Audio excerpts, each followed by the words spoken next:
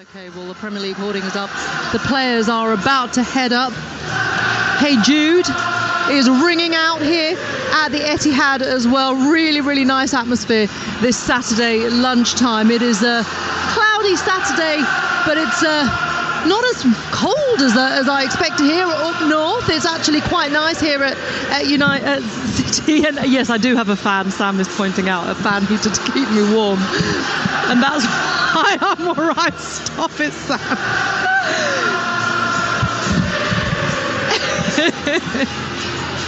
They love haranguing me here, but let's see what's going to happen out on the pitch here. It's a really important game for both of these sides, isn't it?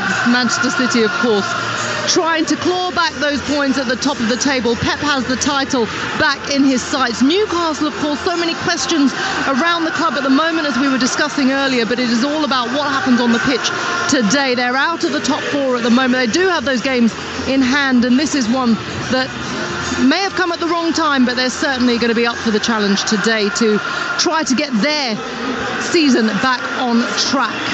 Well, you can hear the applause around us here as the teams come out.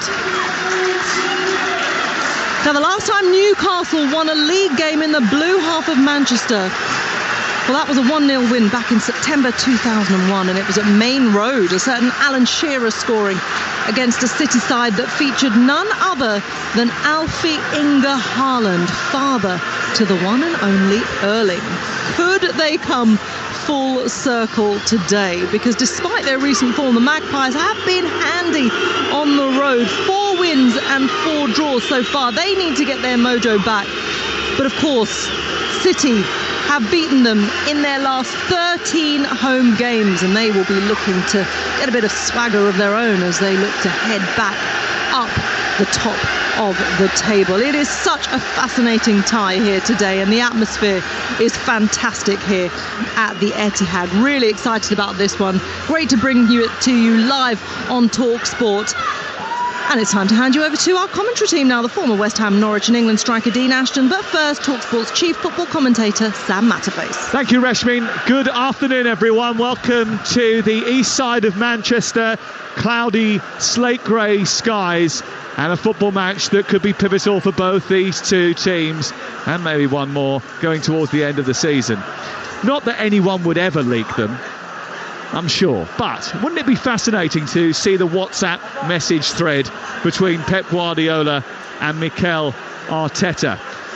We're behind you with a pantomime gift, probably, or maybe just an empty thread, because despite being BFFs, maybe communication has ceased whilst hostilities are hot. City may have got 2 blue ticks for beating the Gunners at the Emirates, but Arsenal have delivered a message straight back with wins at Leicester, Villa and at home to Everton. City can pull themselves closer to the Gunners this lunchtime, and it depends what sort of Newcastle return after Sunday's setback. Their cup final experience looked great on social media, but ended in a 9th straight defeat at Wembley. I think they've been blocked from enjoying the place. They rarely fare better here, actually, and Pep Guardiola looks to inflict a 14th straight Premier League win over Newcastle at the Etihad by bringing back Erling Haaland, Grealish, Rodri, Gundogan, Walker and Ederson from midweek. So they start with the Brazilian in goal, Manuel Akanji, Diaz and Ake the back 3, Walker, De Bruyne, Gundogan, Rodri and Foden in the centre, with Grealish tucking in behind Erling Haaland. Newcastle boss Eddie Howe can use Nick Pope again, who wouldn't have stopped either goal last week. And crucially, he can bring back Bruno Guimaraes, who has been pivotal to their success over the course of the season. They start with Nick Pope in goal, 16 clean sheets, more than anybody else in the league this season. Trippier, Lascelles, who is officially the club captain but doesn't really play too often. Sven Botman and Dan Burn make up the back 4. In midfield, it's Longstaff, Guimaraes and Joel Linton. Up front, Almiron and Gordon flank Callum Wilson, who's scored just once in 13 games. Blue moon rings around this stadium. Manchester City in light blue jerseys, white shorts and light blue socks will attack the goal away to our right in the first half. And Newcastle United in traditional black and white attack the goal away to our left in the first 45. Our referee is Simon Hooper. The VAR is Michael Salisbury. Later, the Gunners will respond to whatever Manchester City post. Their game with Bournemouth is live on Talksport 2. On that station right now, Championship action, Bristol City against Blackpool. Just type Talksport into your app store and you can flick between the two stations. But our focus is here at the Etihad, where Manchester City are looking to pile the pressure on the Gunners. They can go within 2 points of Mikel Arteta's men ahead of the 3 p.m. kickoff this afternoon if they can post a victory against Newcastle United. It's live, it's exclusive, it's only on national radio. Game day starts here. It's Manchester City against Newcastle. Dean Ashton, the former England and West Ham striker, is here, and Newcastle are unbeaten in all of their matches against the current top 4. How do they maintain that trend today? Well, I thought it was interesting in the Carabao Cup final. They started very, very high, that back line. They didn't allow Manchester United lots of the ball. Will they do that here against Manchester City? That would be brave from Eddie Howe. We shall see. And have they recovered mentally from that final defeat? Well, they've won a throw-in on this near side, down level with the edge of the 18-yard box, and Dan Burn is going to take it. It's a torpedo towards the edge of the 6-yard box, headed away by Rodri, taking charge. Comes out to Trippier, who tries to chop it back infield. He actually beat about 3 players there before tucking it infield, but that's left them exposed at the back to a quick counter-attack. Haaland's picked it up in the centre circle, and he's swished it out to the far side. It's collected by De Bruyne, who's travelled to the edge of the area. There's a little stumble inside the box, but the ball is picked up now by Grealish, who flips it into the area. Header by Gundogan onto the roof of the net, and that's an early warning of what they're capable of inside the first minute of the game. A quick lightning counter-attack started by Haaland and led by De Bruyne. The cross from Grealish was pinpoint, and the header wasn't too far away from Gundogan. No, they just never really got set, Newcastle. As Manchester City broke down the left-hand side, De Bruyne to Grealish, and players were just out of position from a Newcastle point of view, and they didn't pick up Gundogan, who is just constantly in stealth mode. You just don't see him drift off the back of you. Brilliant ball in from Grealish. Glancing header from Gundogan, inches over the top. Good chance for the home side inside the first minute of the game, here live on Talksport. Here's Joel Linton in the centre of midfield. Tries to push it forward onto Callum Wilson, who bumps into a former teammate Nathan Ake, and it's another turnover, and quickly Gundogan picks it up and tries to scoop it forward for Haaland, but this time it was a little bit heavy. It runs through the middle of the Newcastle half and into the arms of Nick Pope, the Newcastle United goalkeeper. We played 1 minute 47 seconds live at the Etihad Stadium on Talksport this lunchtime, and Manchester City looking to close the gap at the top of the table. Newcastle, who are trying to make history here. Not only have they never won a league match at the Etihad Stadium, they've lost every time they played here in the Premier League. They've lost every time they played here in the Premier League. Yeah, it's not nice to think about, which is why I'm pretty sure Eddie Howe wouldn't have mentioned it leading up to the game for the players. But it's something they've got to overcome, and what a boost it would be for Newcastle to now lead into the rest of the season if they could get something here. Well, we played nearly 3 minutes and it's goalless, and they did get something when these two met earlier in the season. It was a proper game, that 3-3, 6 different scorers, belting entertainment, but now it's the top scorers in 2023 against the lowest scorers in 2023. Almiron out on the right hand side into Longstaff, who drives across into towards the near post. It's blocked by Aki, actually hit him full on the face, goes behind. He just needs to recover his faculties a little bit there, Nathan Ake, and it's out for the first corner of the game, but it's a Newcastle United corner. Oh yeah, that's a stinger. All right. And I mean, you think of Newcastle and the size of their team. I mean, they've only scored 5 set plays this season, which is a surprise when you got Trippier's delivery as well. Here is the corner kick towards the back post. It's a big long leap into the air by Lascelles. It bounces on the edge of the area and across comes Botman. Doesn't get there because Foden's tucked it away. In the right full-back position, Grealish is doing his defensive work, plays it against Guimaraes, and it goes out and away for a goal kick away to our left-hand side. Blackburn 1, Sheffield United nil. Sammy Szmodics with the goal for Blackburn after just 6 minutes. John Dale Thomason's team playing well. They knocked Leicester out of the FA Cup in midweek, and they're 1-0 up in the Championship as well. And that's live on Talksport 2 right now. And if you want to listen to it, you can download our app. You can flick between the two stations, or you can ask your smart speaker to play Talksport 2. Here is Dan Burn again on the halfway line to chip it forward. Manuel Akanji gets there ahead of Gordon, but he wins it ahead of Walker, and then Walker and Gordon collide. The ball spills into the air, goes down by the corner flag and out for a Manchester City throw away to our left-hand side. It's fascinating actually listening to Jim and Simon yesterday on TalkSport, and I know that Simon's never one to keep his counsel about what he thinks about players, but he, what did he call Jack Grealish? He called him a Alice band wearing eccentric or something. Charlatan, he said, yeah, Alice band Charlatan. But he's got 8 goal involvements since the start of the World Cup, so that's not a bad return, I don't think, but he's certainly looking to prove a point here today. He was back defending and helping out his team. They've cleared the ball, Manchester City, but it's come straight back down their throats. And now it's collected by Rodri. That show, by the way, also available to stream on YouTube. Always a fascinating watch. And they're now doing a podcast every day as well. Here on the near side is Gordon. I think it is obvious Simon wants to wear an Alice band. Do you think so? I think it's as obvious as that, yeah. I think he could pull it off when he's playing paddle tennis. He does that every day, doesn't he? In fact, maybe that's it. He does wear an Alice band when he's playing paddle tennis, and that's why it came out in that fashion. Judgment comes from within, Simon. Ball cleared up over the halfway line. Pope sends it forward, headed down by Diaz, and then it's out towards the left-hand side and collected by Ake. Over to the left and Grealish in field. It's now with Gundogan running through the centre circle. Back into Walker to Rodri. And now onto the left-hand side, well, Ake has it again. 6 minutes gone, Talk Sport, and they're in control here. Manchester City just keeping hold of possession, and it's played back towards Nathan Ake, and now Rodri picks it up down the right-hand side, looks up to try and toss it down the field. There's a little turn and motor back in towards the centre of midfield, and Rodri will pick it up. 7th minute applause for a young Manchester City fan, Millie Rose, who sadly passed away recently.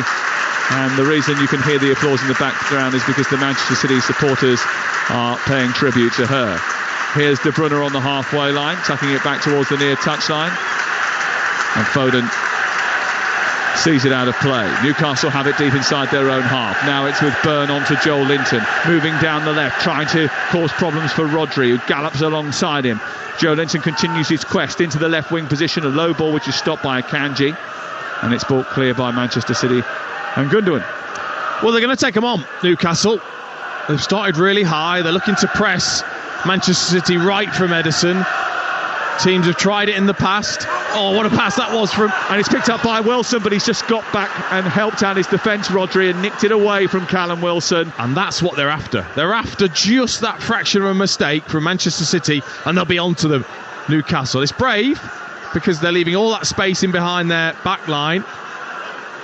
But that's one thing that Manchester City haven't done regularly enough, is it? You know, utilise that when teams have pressed up high to the halfway line. They don't spin the ball in behind for Haaland to chase. No. He's complained about that.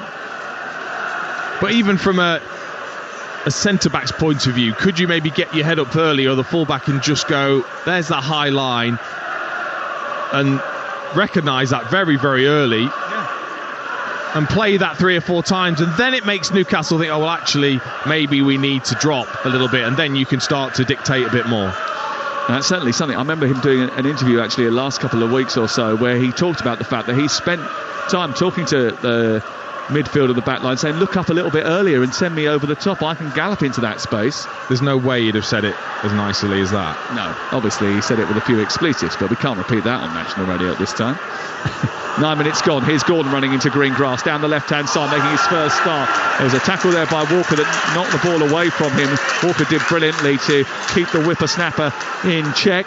22-year-old Anthony Gordon against 32-year-old Carl Walker. And Walker managed to do enough to keep him not only wide, but unable to get the shot away with a timely intervention.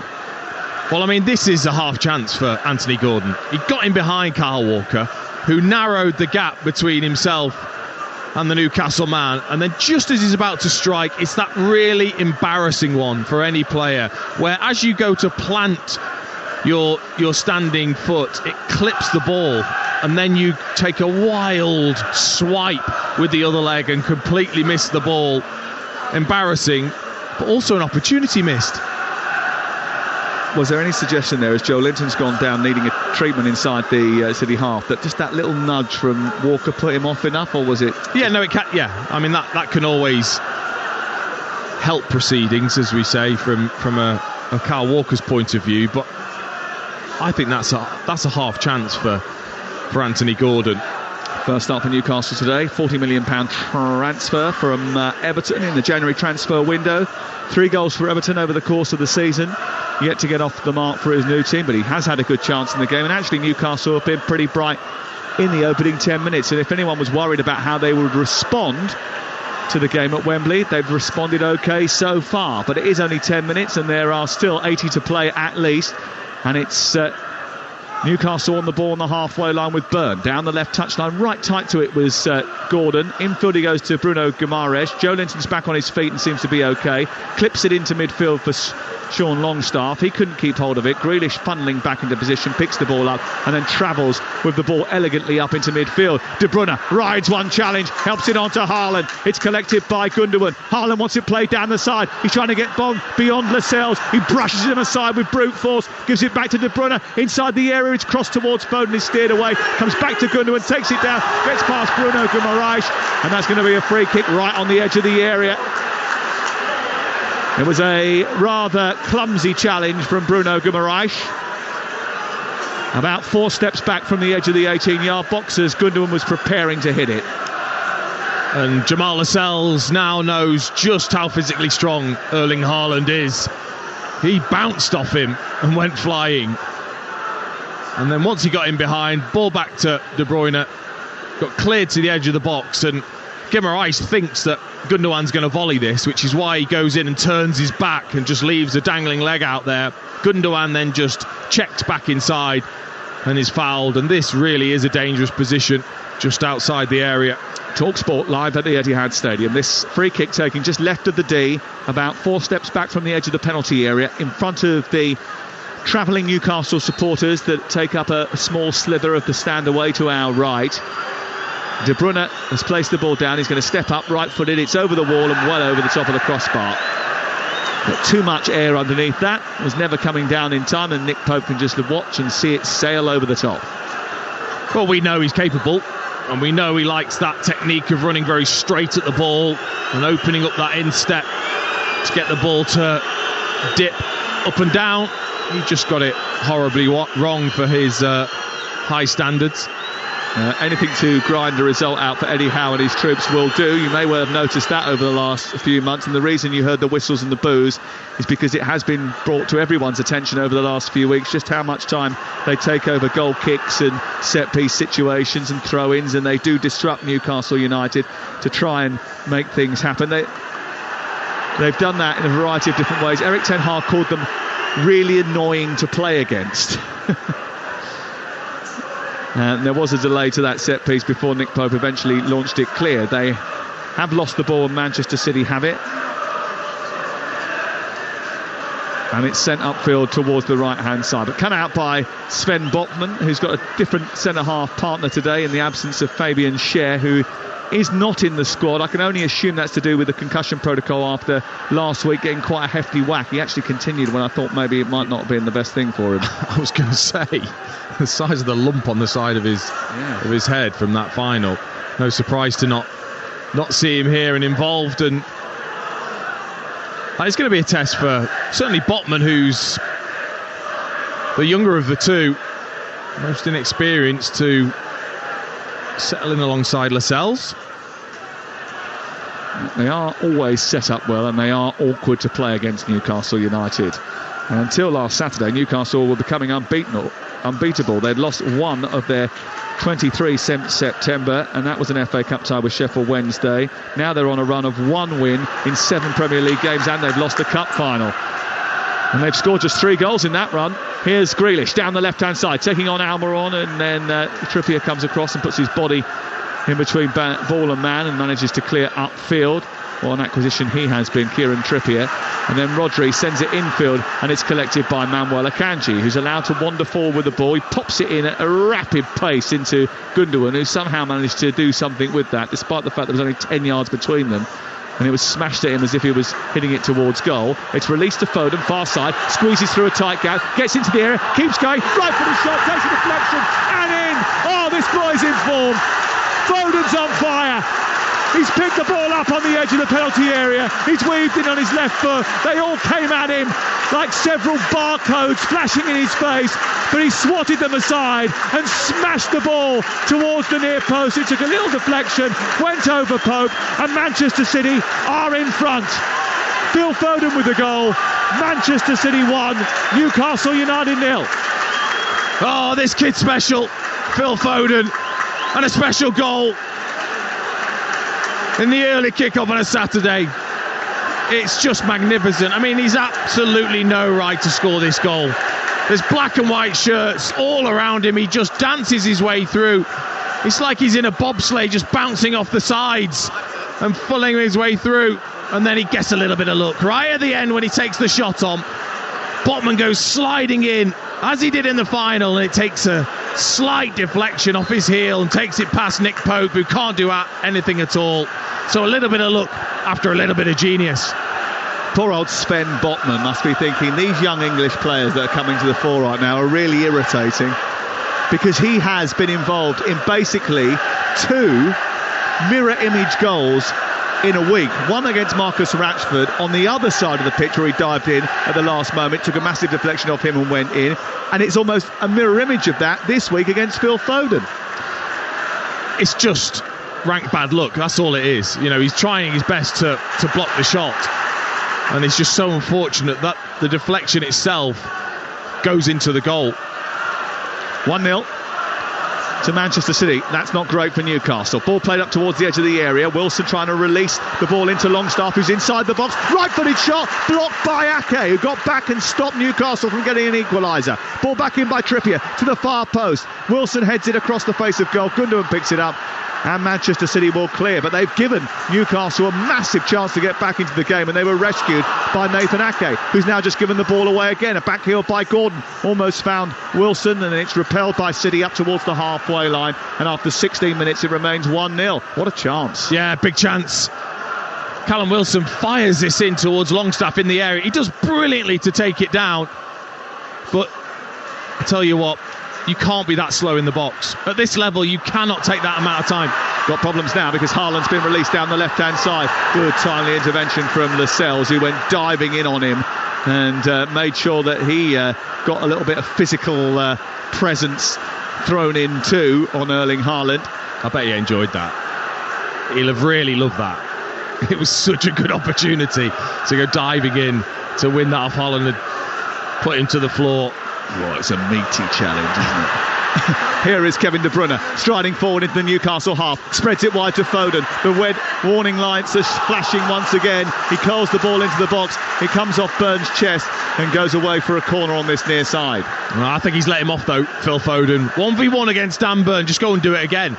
Go and do exactly what you just did for the goal. Instead, he looked to find Erling Haaland at the far post with an outside of the left foot cross.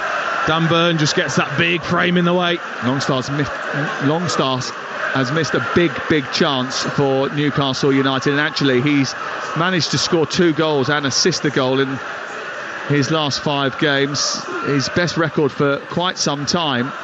In fact, it's as many goals and assists as he's managed in his previous 38 matches. The corner comes in, it's half cleared by Newcastle. There's a scrap on the edge of the box, and a free kick is given against Phil Foden and Rodri. And it's going to be a Newcastle ball just in front of the D away to our right-hand side. 19 minutes gone. You are listening to Talksport with Now Sports. Don't forget that with Now Sports you can stream all the Sky Sports action, like Southampton Leicester live today for $11.99. No contract. Search Now Sports.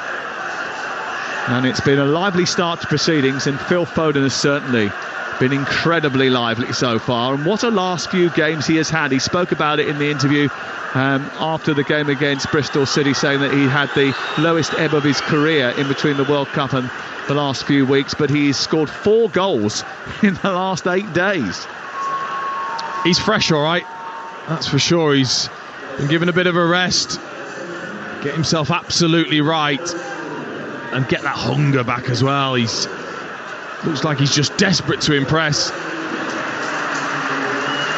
Ball back towards Nick Pope, and cleared away by the England goalkeeper upfield.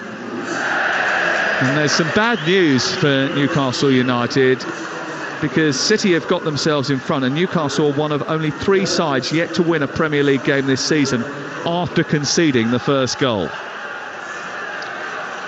Which is not a great stat, especially with the form that they've been in front of goal. It's just been really, really poor. But Longstaff, what a chance. I mean, he took so long to just decide what he wanted to do. Ake did brilliantly to get back, but you can't allow him. Oh, what a touch that was from Foden. He's gone inside Byrne, and then he's laid the ball off to Haaland, who's popped it into Gundogan, who tried a little pirouette inside the box, and Botman got the best of him. Then Botman and Haaland go in a sort of Viking battle, which comes off with the ball going to De Bruyne. They swing the ball into the centre, and it goes behind and away for a goal kick. There's a bit of fierceness about the challenge by Anthony Gordon on Kevin De Bruyne. He wants a free kick, he's not going to get it. There was a good sort of Scandinavian battle on the edge of the box between Sven Botman and Norway's Erling Haaland. Apparently Botman's from the Netherlands. I thought he was from Sweden. He is actually from the Netherlands, so there's nothing Viking or Scandinavian about it. I just made that up. He was at Ajax under Erik ten Hag, who sold him, but he was there for a while. Yeah, they look like big Viking stock, don't they? It was a heavyweight collision either way. Ball played in towards Bruno Guimaraes by Botman, who turns and runs up towards the halfway line.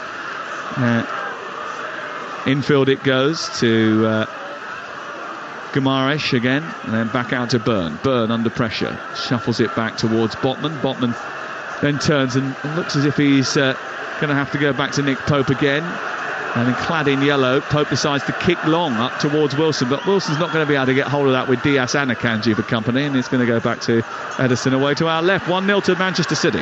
No, he's got to find a better way, and maybe even clearing that a bit wider. Nick Pope.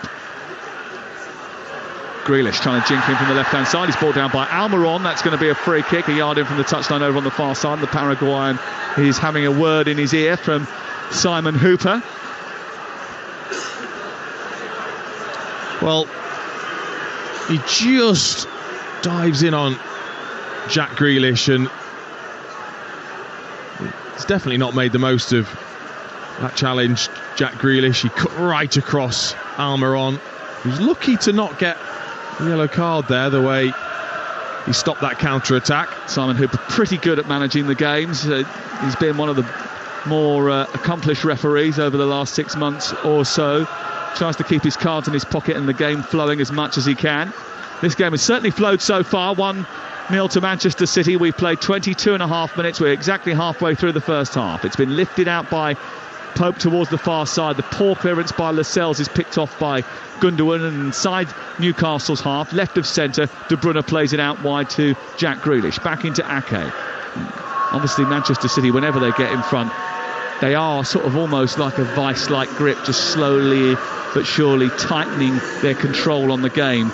They're quite happy not to rush the issue now, and Newcastle all of a sudden have just dropped a little bit deeper into their own half as a result.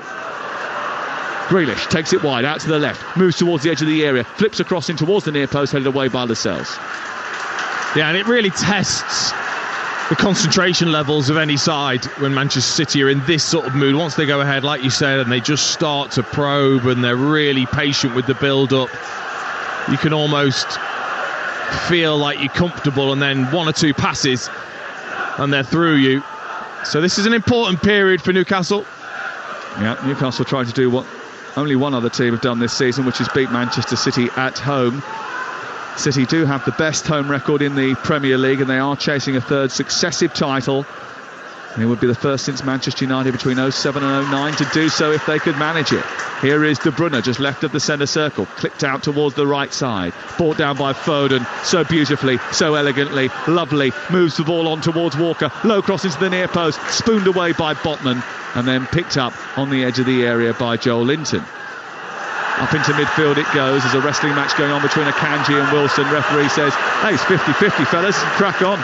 Keep the play moving. Out wide it goes towards Grealish. Left side of the Newcastle half. He turns the ball infield to De Bruyne. Haaland is not really moving in between the two centre-backs, so he goes back towards the halfway line. And City will build again. Newcastle have had their attacking issues for a while, Dean. They started the season scoring quite a huge amount of goals really by their standards, but they've dried up recently. Not even Chelsea have scored fewer goals than Newcastle in 2023.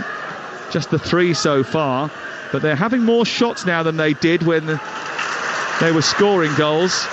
And their conversion rate has just gone down, and they've had a big chance and didn't take it here. Grealish trying to take one as he moves towards the edge of the area. He flips the ball infield. Gundogan goes down wanting a penalty.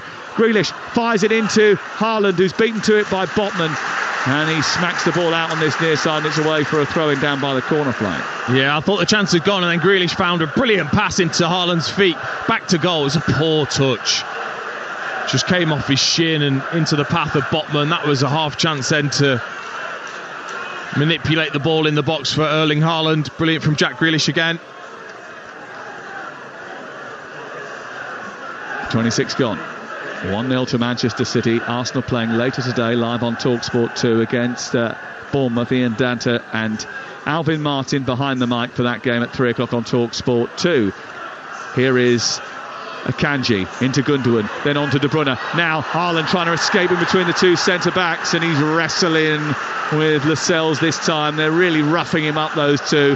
That Haaland sandwich is a meaty one, isn't it? Those two coming in from either side, trying to battle with him for the ball. He's getting a little bit irked, he's getting a little bit physical. They've given the ball away here, Newcastle in a dangerous area. It's on to De Bruyne, edge of the box, right-footed shot, takes a cannon off Botman, who blocked it, and it's cleared away by Joel Linton. It needed to be. Oh, and that's been given back to Foden by Almiron, and they just can't get out of their own half at the moment, Newcastle United. No, they can't.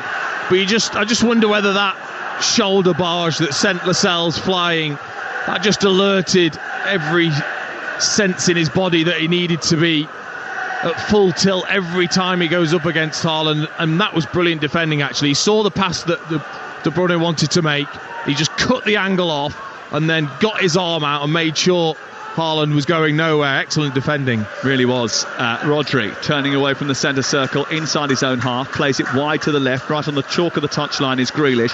Infield to Rodri. De Bruyne tries to control it, couldn't do so, and now Bruno Guimaraes strides through the middle of the park up towards the City half of the field. He gets into that, moves out left, and Anthony Gordon takes over. Infield it goes to Joel Linton, and then all the way back to the halfway line once again. Cheltenham is round the corner, but next week, Monday morning, Laura Woods is back on breakfast with Ali McCoy, bringing you all the reaction to the weekend's football. 6 a.m. start for Laura and the gang every single Monday, Tuesday, Wednesday, Alan Thursday, Friday, and then Cheltenham the following week should be all the fun and frolics that you would expect from the boys. Here is Trippier, right hand side in towards the near post, spooned away by Akanji. But remember, if music is your thing, then Virgin Radio has Chris Evans on every single morning from 6:30. Here is De Bruyne picking the ball up from Gundogan, switching it out to the right-hand side. Foden takes it on, runs at Dan Burn, comes inside, left-footed strike, bounces up with a little bit of a ricochet into the arm of Dan Burn. There's a half-hearted appeal from the Manchester City support, but not too much of that. And it's cleared away by Burn on this near side. The referees then stop the game because there's an issue for Bruno Guimaraes in the middle of the park. He's holding that right ankle, which is a worry because that's the one that was injured last week. Yeah, you're right. Oh, let's hope it's not for a Newcastle point of view. He started the game well as well. Guimaraes, he's the one player for Newcastle in the middle of the park that could get his foot on the ball. He's not fazed by the pressure that he's under. It'd be a blow to lose him. I think Dan Burn just striding over to take a big glug of water. He is going to be tested today by Phil Foden. He's already been beaten twice. Well, over on Talksport 2 right now, Blackburn are beating Sheffield United by 1-0. They played half an hour there. Cardiff 0, Bristol City 0 is the latest score from the Championship. That game also kicked off at 12:30. And in League One, Morecambe 0, Bolton 0 is the latest scoreline. Back here, 1-0. Bruno getting treatment and everybody else glugging water on this chilly day in Manchester. It is a pivotal day, possibly, in the title race, with Manchester City playing at lunchtime and then Arsenal playing later. We've got both games for you. We'll keep you in touch tomorrow on the Sunday session with the two big games, one at the bottom, one in the sort of upper mid-table of the Premier League. Liverpool against Manchester United. The Manchester United hunting, maybe, still for a place in the top two, maybe even the title race. I was talking to someone earlier saying, can they win it? But I was talking to David James earlier, and I asked him whether or not he thought that Manchester United were still in the hunt, and he said he thought they were. I don't think you can rule them out, not the form that they've been in. I'd be amazed if they are come the last 4 weeks of the season. Certainly Manchester City are, and so are Arsenal, both live on Talksport this weekend. Here is Ederson as we get back underway. He fired that into De Bruyne, but if anyone can take a touch, flick it into the air and lift it over an oncoming defender, it's him. He plays it square onto Rodri, then onto Gundogan, who gallops into opposition territory. Wide on the left, it's with Grealish now. Cuts in, right-footed, tries to set it up for Rodri. Maybe thinks about a strike. He scored here in the 5-0 last year. He sends it wide instead, back to Grealish. Grealish has three men around him, back to Rodri once more. He chips it towards the far post. It's away by Dan Burn, who was watching the movement of Foden. And then Anthony Gordon tries to twist out of position in the left fullback area before it goes to Botman, and Botman takes a touch before clipping it up into Callum Wilson's path. But Akanji, who is not only a very good defender but a maths genius as well, then ends up getting his calculations right, and then a calculated approach by taking on Callum Wilson, who squared up to him, and Pep Guardiola and Anthony Taylor came in like two boxing referees to separate them. Yeah, he did. I think Newcastle have done well, actually, since the goal, just to disrupt Manchester City enough. I thought it was really interesting in that last attack, when that ball went into Gundogan. I fixated my eyes on Erling Haaland's run, and he just got his head down and tried to sprint in behind Lascelles, and he'd done all of that before Gundogan had even got his head up from the pass that he'd received. It was just a fraction too early from Erling Haaland, and it meant that Lascelles knew exactly what was happening. I'm not saying that's happening every time, but it's so much about timing with those runs in behind when he's got that grass to run into. But do you think they look for him enough in those circumstances? Well, he didn't even get his head up yet before he'd made his run. But I don't think they do. I think you're right, but that was just an example. Yeah. 31 gone, Talksport. Certainly something that we... I was going to say we might see the fruits of the Erling Haaland labour next season, but he has scored 33 goals in 33 appearances. Yeah. So it might already be bearing fruit, I would have thought. He has scored more goals this season in the Premier League than 8 Premier League teams. Yeah, he's already ripened, hasn't he? He's peachy. Right, free kick to Newcastle on the halfway line, just right at the centre circle. And it's going to be taken by Kieran Trippier in the 33rd minute of the first half. A first half which started really brightly, and then City went ahead. Since then, it's been containment work for Newcastle United. Ball goes in towards the box. Ederson's been clacked by his own player, but still got a massive punch on it and managed to clear it. Back in by Trippier. He's come again. He's dropped it this time. Wilson's taken it away from him and sent it to the left. Gordon. Ederson's back in his goal. Joel Linton's got some space to run into and shoot. He took far too long, and Akanji said, I'll have that. He did, and now City are on the attack, and it's with Grealish, then Gundogan, and then on to De Bruyne, who over halfway starts to open up his legs and move towards the edge of the penalty area. He gets down the left, a low ball in towards the near post. It's away by Lascelles. Rodri chasing back. Wilson gets there first. Almiron slides it infield. Joel Linton's got nowhere to go. They've put the grip on him, and Rodri has won it. He's moved towards the edge of the box. Foden's got it now. He needs some help. Goes back to Walker, and then it's turned back into Rodri, and then Diaz, and then they'll start again, Manchester City. Yeah, again. Rodri, brilliant in midfield. As soon as that went into Joe Linton, he was onto him, read what he was going to do, took the ball off it. He's then got to pass it to Haaland. And Haaland just was so angry, just turned away, threw his arms up in the air. Someone needs to tell him we've got a bet builder on for charity here. Yeah. Here is Walker out towards the far side, taken down by De Bruyne, aimed in towards the far post. Haaland's there with a header, it's just wide. Got up brilliantly, well above Sven Botman inside that 18-yard box. The cross was an absolute perler from Kevin De Bruyne, swirling away to the edge of the 6-yard box. He rose beautifully, glanced the ball down towards the far corner, and it was narrowly wide of the left-hand upright.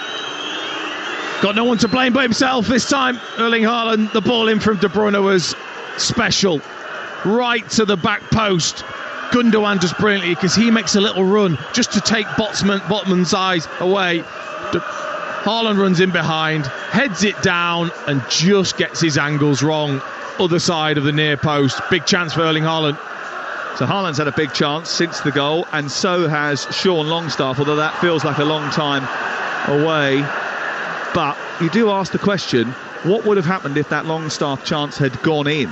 I mean, the game now would be finally poised again. Still not sorted, not certain, but City are winning by a goal to nil, thanks to that goal early in the game from Phil Foden. But you've got to take your chances when you come here. Yeah, I mean, the chances are going to be so limited as well that when they do come along, you've got to be really sharp to take them, which Longstaff wasn't. And so far, they've not put any mud on Ederson's gloves whatsoever. No attempt on target yet for Newcastle. Talksport, free kick for Newcastle, wide on the right. Trippier guides it towards the edge of the area. Ake gets up there ahead of Lascelles and heads the ball away, but it's retrieved by Joel Linton towards the halfway line. It's Bruno Guimaraes who squares it into Botman. Pep Guardiola in a big black puffer jacket, hands rammed into his tight black trousers, just trying to encourage his team as they look to defend and stop Bruno Guimaraes from finding any gaps. Dan Burn has picked the ball up and showed a good little turn inside opposition territory and fired it back towards Joel Linton. He's done brilliantly, hasn't he, Dan Burn? He has seamlessly come into this team, worked incredibly hard. He's the biggest left back in football history, but he has adapted superbly, and it means so much to him to play for Newcastle United.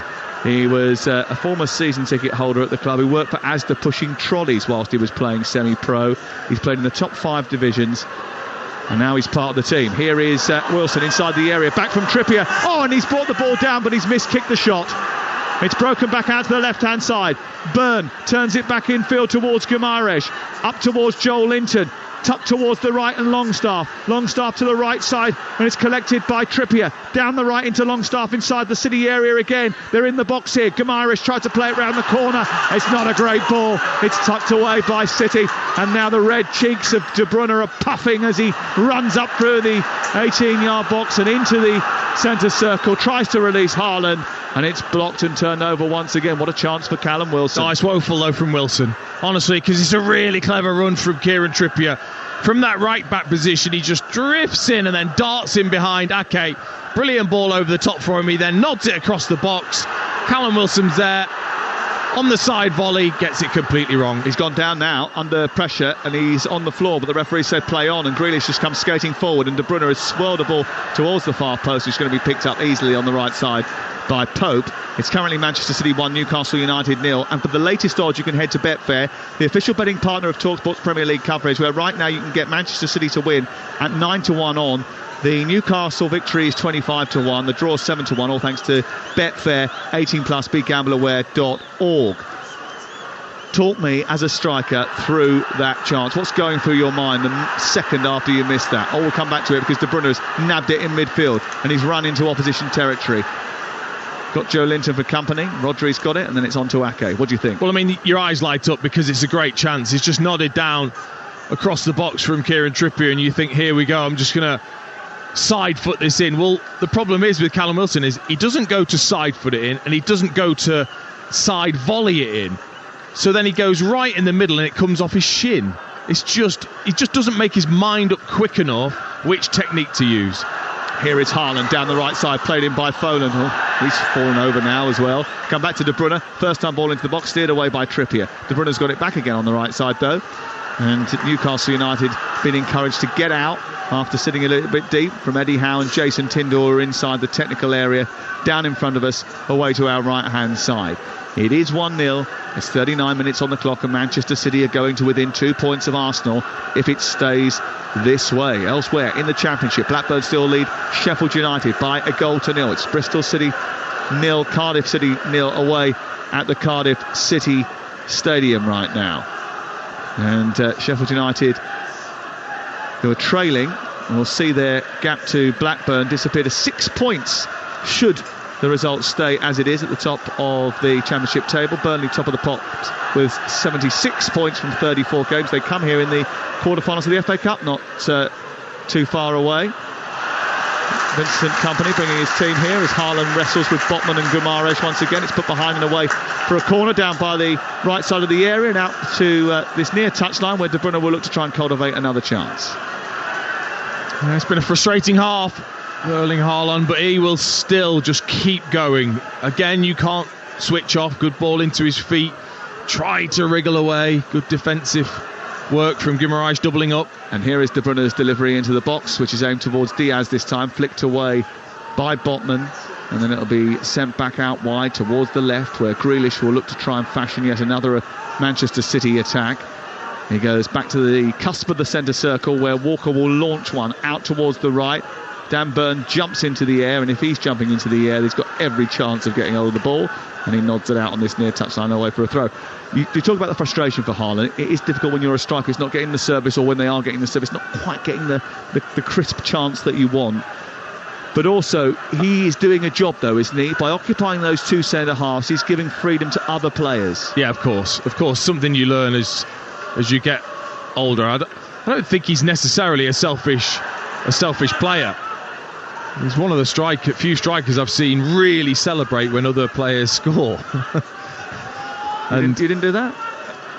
Not as much as Haaland seems to. That's a no. But I tell you what, it's easier being frustrated in this type of team. I mean, you sort of think what it's like in this sort of game for a Callum Wilson who's getting near to nothing other than that half chance, but he's just chasing constantly. And also, as a striker, when the ball doesn't come, you're always angry. It doesn't matter what team you play for. It's a brilliant ball out of the sky up from Ederson into him, and he just tucked it round the corner into the path of De Bruyne. Now they've won it in midfield after a little tangle of legs, and it's gone out towards the far side. Trippier's reacted well and got there ahead of Grealish, and now it's back with Newcastle deep inside their own territory. 4 minutes to go before the break. Sam Adderface and Dean Ashton here on Talksport. Manchester City 1, Newcastle 0. The ball is right side, and it's with Miguel Almiron. Almiron down onto Trippier. Trippier on the overlap trying to get the cross in. He slips as well. Maybe it's a little bit greasy underfoot. And before he can get it back to Almiron, Gundogan has nicked it, done a little back heel and given it to Grealish in the left full-back position. He's then wandered and slalom round two players. Got kicked over on the far side. That's going to be a free kick. And he's over to Simon Hooper in a flash and saying to him, any chance of a bit of protection? Well, I think also because it's Almiron again. On that far, oh, it's Trippier actually, who just steps right across him, and he's right to be angry. Kieran Trippier knows what he's doing there, stepping across. Kieran Trippier is giggling to himself, knowing full well what he's done. Those two know each other well from the England setup. Graham Jones and Eddie Howe in deep conversation with Jason Tyndall inside the technical area away to our right. I thought you were only allowed to have two in there at a time. There's three of them having a good old chat. And the ball is cleared up and away by Ederson. Haaland chasing. Lascelles will see it out of play. It's away for a throw-in to the away side as we approach half-time. Pep Guardiola, who has been in a little bit more of a playful mood over the last week or so. He had a bit of fun at Manchester United's expense, didn't he, earlier in the week? He was having a little tease, a few jibes here and there about their Carabao Cup success, something about not spending any money or something like that. He wanted to discuss their victory, but also he's just sort of chilled out a little bit after what was a sticky spell when he was getting a little bit irate. That's a really obvious tweak in formation that he has been using recently has certainly helped. More of a back four today than a back three, which they have been playing for the last 3-4 matches. Yeah, with Ake playing as a left back as such on that far side, rather than being very much inverted. Here is Almiron over on the far side, finding Trippier. And then back to Bruno Guimaraes, who's in the middle of the park. He releases the ball back to Sven Botman, who tucks it round the corner. And then across comes Walker and chases him back towards the halfway line. He doesn't even attempt to take him on, Anthony Gordon. I did see him. He doesn't even turn to think about taking Walker on. He receives the ball on the back foot and then just goes backwards. Not even a thought of trying to go at Kyle Walker. Why is that? Because he's worried about what's to come? Obviously, he doesn't back himself.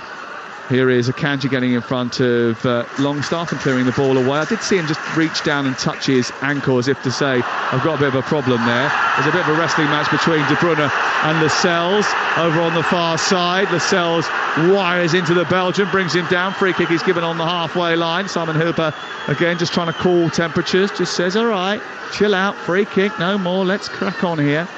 And the free kick is given over on the opposite side of the pitch from where we're sitting. We're at the back of the lower tier of the three in the Colin Bell stand, in front of the Tunnel Club, the very fancy Tunnel Club. We're not allowed in there. We're not fancy. We're not fancy enough dressed, are we? We're in winter hiking gear today. Apart from Resh, who's sitting there next to a radiator. You're listening to Manchester City 1, Newcastle 0 on Talksport with Car Finance 24/7. Search Car Finance 24/7 today. I think Eddie Howe will be reasonably pleased, actually, since the goal. They've disrupted enough. They've just that Haaland chance. Oh, where's Diaz going? They've been pressed by Newcastle there, weren't they? Right up toward the goal line, and they've given the ball away as a result of that. And it's with Wilson, then on to Bruno Guimaraes. She's looking for Anthony Gordon, edge of the D, sets it back for Joel Linton. City have got numbers back now, but Newcastle trying to press down that left-hand side. They've played it infield, in towards Bruno, who sends the ball out towards the far side. Almiron is arriving, and the offside flag was up anyway. He didn't connect beautifully with it. Angle was always against him as well. But that was borne about by a bit of pressure on the Manchester City backline. They have actually looked okay, Newcastle, when they've had good possession and they've pinned Manchester City in. Because Ake naturally tends to want to go in, there is space on that far side for Almiron or Trippier. And Almiron just doesn't time his run well enough, and the finish was poor as well. Speaking to Eddie Howe after the game, he on Sunday in the Carabao Cup final, his big thing was both boxes. We needed to be more decisive in both boxes. Has that been the problem today? Yeah, it shows again. And again, if you're Isak, you're thinking, I need to be on this pitch. Free kick. 2 minutes of added time at the end of the first 45, and we're into that now. And it's Newcastle have the ball just right of the centre circle, and they're going to launch this into the box for the final time of the half. It's high up in towards the edge of the penalty area. Botman flicks the ball on, and anybody running in behind is beaten to it by Ederson, and the half-time whistle blows. Manchester City and Newcastle are both fossil-fuelled, but it's the visitors whose engines have spluttered in front of goals so far. They had two big chances, Longstaff and Wilson, and they didn't manage to convert any of them. Phil Foden made his chance all on his own and got his reward, and as a result, Newcastle on the verge of a fifth straight game without a win as City aim to accelerate towards Arsenal. At the break, Manchester City 1, Newcastle 0. Sam Masface, thank you very much. Yes, everyone's sort of heading out for their half-time treats. Players are heading back down the tunnel. It is 1-0, but Newcastle, the way that they've played in those last sort of 20 minutes or so, Dean Ashton, they're not out of this. They're not converting the chances, and they've had gilt-edged chances, but they're not out of it. They've actually had the two most clear-cut chances in the game without actually getting the shot away. And that'll really frustrate Eddie Howe, because you know you're not going to create that much, but to create two really good openings and not even test the goalkeeper once with either of them, that's what's really going to frustrate him. Because yes, they've given Manchester City plenty of the ball, but they've been all right, Newcastle. Yeah. You know, they've restricted Manchester City pretty much to just a couple of half chances. Even the Haaland one isn't a gift. He's got to get right over the top of Botman. So he'll be pleased, I think, with that first half, despite being 1-0 behind. But again, he'll be thinking, come on, boys, somebody's got to show a bit of quality in our attacking box. Newcastle, there's a damning stat out on social media at the moment. Newcastle averaging 1 goal every 4 hours in their last 8 Premier League games. I mean, that's ridiculous for a side with... they've not had Guimaraes, and we know how influential he has been.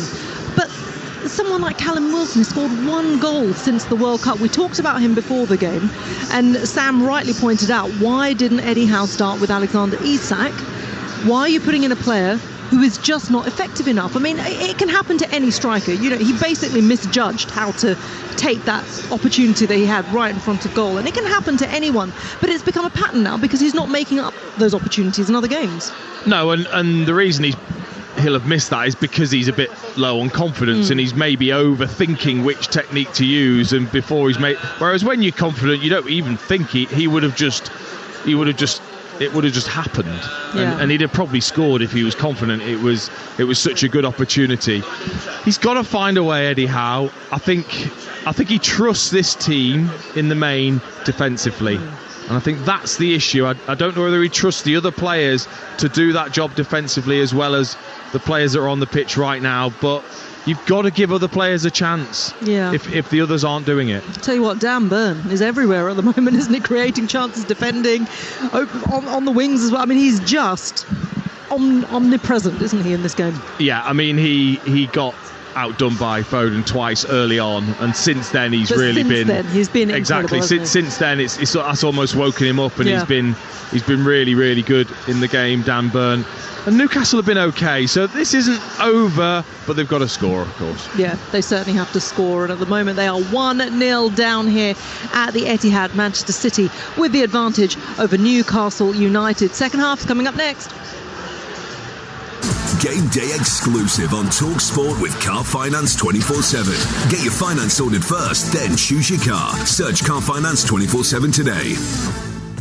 And he's barrelled it straight through the midfield into the Village Hotel Pub and Grill fan zone, the home of big screen live football. A long volley over the stadium seats by the giant screens into the left-hand corner of the bar, past a winning lineup of ice-cold beers and a magnificent menu of mouth-watering footy food. Result! Enjoy the perfect big match experience with food, drink and live football at a Village Hotel Pub and Grill fan zone at 33 UK locations. Find your nearest venue and win monthly prizes, including match tickets at villagehotels.com/fanzone. Get in! Conditions apply. 18 plus, always drink responsibly. We all fantasize about our perfect home. Sipping a morning coffee out on the terrace.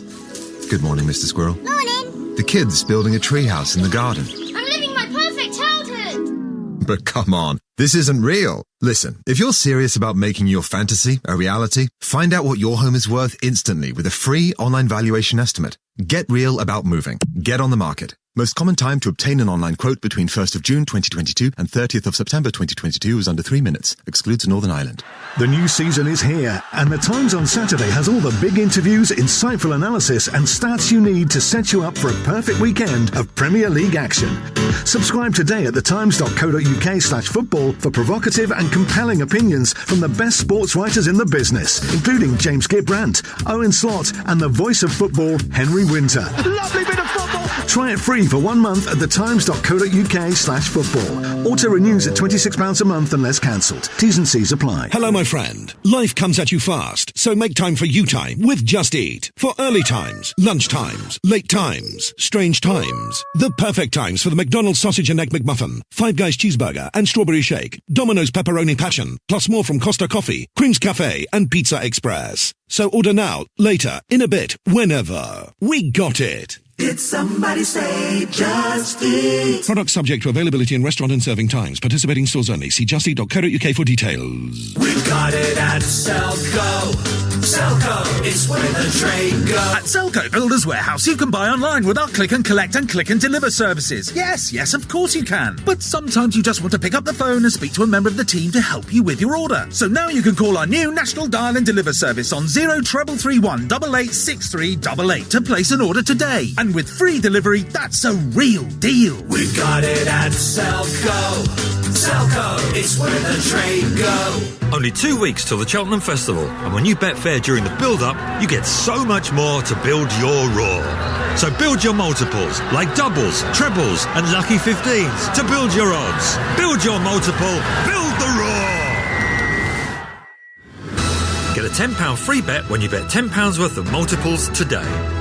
Betfair. Opt-in required. Free bet valid for 48 hours and racing multiples only. Min combined odds 2.0. Max 1 per day. Exclusions and T's and C's apply. 18 plus begambleaware.org. Rodri to De Bruyne. Flicked on to Walker. Goal! No one saw that coming. Or as we say in Japan, no warutaka wa tsume o kakusu. The smart hawk hides its talents. For a taste beyond expected, Asahi Super Dry, official beer partners of Manchester City. Enjoy responsibly. Visit drinkaware.co.uk. Game day exclusive on Talksport with Now Sports. Stream all the Sky Sports action like Southampton versus Leicester live today for $11.99. No contract. Search Now Sports 18 plus. Stream via internet. Terms apply. Feel the passion and the pride of the Premier League. Oh, it's a stunning goal! Game day exclusive on Talksport. Hello there, this is Game Day exclusive on Talksport. I'm Reshmin Chowdhury, live from the Etihad, where it is half-time in the Championship. Over on Talksport 2, it is also half-time at Bramall Lane, where it's Sheffield United 1, Blackburn 0. Also in the Championship, Cardiff 0, Bristol City 0, and in League One, Morecambe 0, Bolton 0 as well. Here at the Etihad, though, it is Manchester City 1, Newcastle 0. Let's get the latest from Betfair, shall we? The official betting partner of TalkSport's Premier League coverage. Game day on TalkSport with Betfair. Get a hand from Betfair's popular bet builder and easily add our fan favourite football selections to your bet slip. Terms and conditions apply. See support.betfair.com. 18 plus begambleaware.org. Sam Rossbottom, it's been a decent first half for Manchester City, of course. They've got the goal, they're in the ascendancy. Newcastle are trying to come back into it. At the moment, they cannot seem to convert their chances. What are the odds saying? Yeah, Manchester City now backed into 2-13 to go on and get the 3 points. The draw is 11-2. Newcastle are going to have to do something that they haven't done at all this season, and that is win a Premier League game when they've conceded the first goal of the game. 20-1 they are now. Looking at some of the goal scorers, Phil Foden's been absolutely electric, hasn't he, for Manchester City in that first half. Absolutely gorgeous goal he scored. He's 7-2 to score again. And looking at the charity bet, Sam Matterface went with Manchester City to win, Haaland to score 2 or more, and both teams to score no. We combined all three selections into a bet builder, and we backed that at just over 10-1. So our £50 stake could return £566 if Haaland scores 2 in the second half. Fingers crossed. Yeah, that would be amazing, wouldn't it? Sam Rossbottom, thank you very much. As always, that odds update is all thanks to Betfair. Returns accurate as of 10 minutes ago. For verification, see betfair.com. Over 18s only. Conditions apply. Go to begambleaware.org. Game day on TalkSport with Betfair. Get a hand from Betfair's popular bet builder and easily add our fan favourite football selections to your bet slip. Terms and conditions apply. See support.betfair.com. 18 plus begambleaware.org. OK, from 2:30 today, Adrian Durham will take you around the grounds in the Premier League and EFL. He's based at Stamford Bridge today for a clash between the two sides who really need a result. Chelsea host Leeds United. Adrian, how are you doing? Reshman, I'm fine. Good to talk to you. It was a cracking first half. That really enjoyed it. Wasn't it? It's been brilliant here.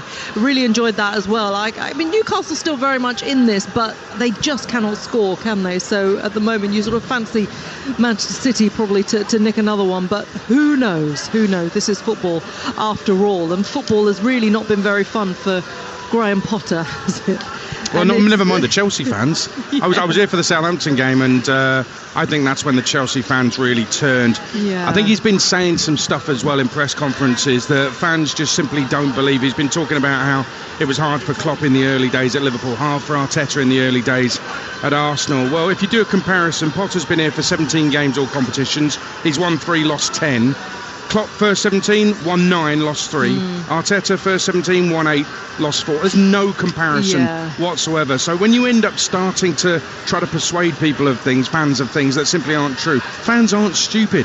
They know the history of the clubs, they know the history of their rivals as well. So I think he's gone down the wrong road there. But boy, do they need a victory against Leeds United today. Wow. They really do. I mean, it's sort of, just on the point of what you're saying, it's when you're trying to convince people of your worth, convince people that you deserve to be in that position. I'm not saying that he doesn't deserve to be there. I'm just saying that he's sort of going down that as you say, going down that road of saying, well, look, it's hard for me, but it doesn't really sit well, does it, with anyone? Because at the end of the day, it's a football results-driven business, and that's what the fans are wanting. And today against Leeds, I mean, what chances do you give them?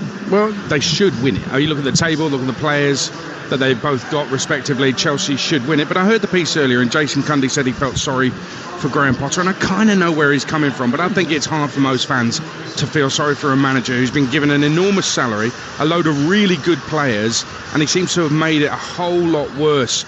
I mean, 6 goals since November. They've only scored more than once in a game twice in Potter's 17 games in charge. And a Chelsea fan said to me, it's like Moyes at United, but even worse.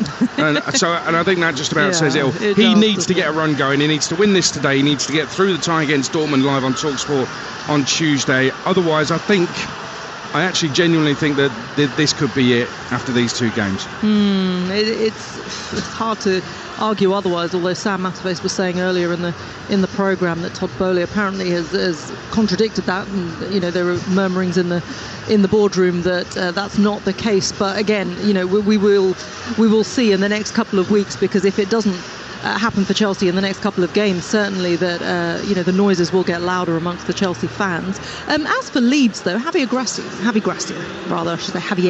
I was saying his full name there. Javi Gracia has got his feet under the table now. He's not had much time to work with the players before the win over Southampton last Saturday. So, I mean, what can we expect from them today? I mean, it does take time to instill your ideas, but I mean, you got off to a good start. But what happens next? I think that's the question. His first home game at Watford's 5 years ago was against Chelsea, and they battered them. Watford battered them 4-1. So there's a little bit of history there that he might want to draw some sort of comfort from. But one away win in 12 for Leeds. They're only a point above the bottom 3. They need Rodrigo back sooner rather than later. And the word is he may be back before the international break. But they've still got to go to Man City and Arsenal. This is no longer, when you go through the list of fixtures and say, they've got tough ones, they've got to go to Man City, got to go to Arsenal, got to go to Chelsea. Chelsea doesn't fit into that. So this is a game where Leeds, given that Southampton have just come here and won, Leeds have to come here with a positive mindset, not see it as a free hit or anything like that. See it as a game they can win. Yeah, it's about changing the perceptions, isn't it, before you go into it. You mentioned Arsenal there. Arsenal-Bournemouth is exclusively live on Talksport 2. Our commentary starts at 3 p.m. Hard to see anything other than an Arsenal win, with all due respect to Bournemouth, but it's hard to see anything other than Mikel Arteta's boys rolling them over today. Well, they're better. I mean, they're better managed, they're better coached, they're better players. They've won the last 3, Arsenal. The stats will tell you they've won the last 3, but they've won 3 of the last 6, won 2 of the last 5 at home. So it depends which Arsenal turns up, but you can't see 1 win in 9 for Bournemouth. They lost 6 of those 9 as well.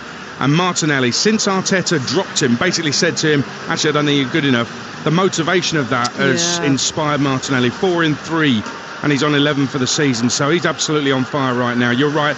I can't see anything other than an Arsenal victory. And I was thinking if Man City did drop points against Newcastle and Arsenal won, that's me thinking the title is absolutely done and it's Arsenal. So we'll see what happens in the second half of your game, and Talksport 2, 3 o'clock, Arsenal-Bournemouth. Yeah, absolutely. Adrian Durham, always lovely to talk to you. Enjoy the game at Stamford Bridge, and of course you'll be very busy bringing us all the action from around the grounds in the Premier League and the EFL, of course the classified scorelines as well after all of those games. And then Gabby Agbonlahor and Jamie O'Hara are here for the game day phone in after that. Plenty coming up here on Talksport. Here at the Etihad, though, Newcastle United are out on the pitch early.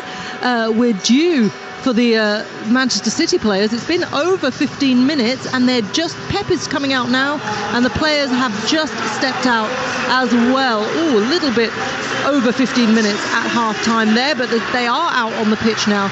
And the second half, Newcastle are just kicking the ball around amongst themselves as they wait, but City are taking their places on the pitch, which means the second half is about to kick off. So I'll hand you back to our commentary team then. Dean Ashton, but first Sam Matterface.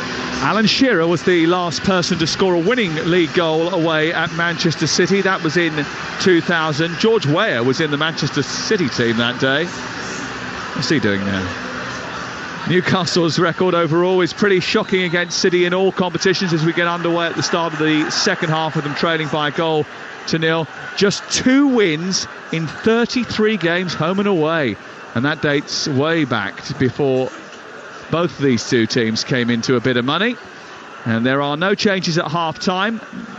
Ederson is the Manchester City goalkeeper. He has the ball in bright orange, with Walker, Akanji, Diaz and Ake making up the back four in front of him. Foden, De Bruyne, Gundogan and Rodri in midfield, with Grealish on the left-hand side hugging the touchline and Haaland leading the line. For Newcastle, Pope is the goalkeeper, Trippier, Lascelles, Botman and Byrne. And then Longstaff, Bruno Guimaraes and Joe Linton, Almiron, Wilson, who missed a massive chance, and Gordon up front. Here is a free kick for Newcastle in the early stages of the first half. 3 yards in from the right touchline, about 15 yards inside Manchester City territory. Trippier is eyeing it up.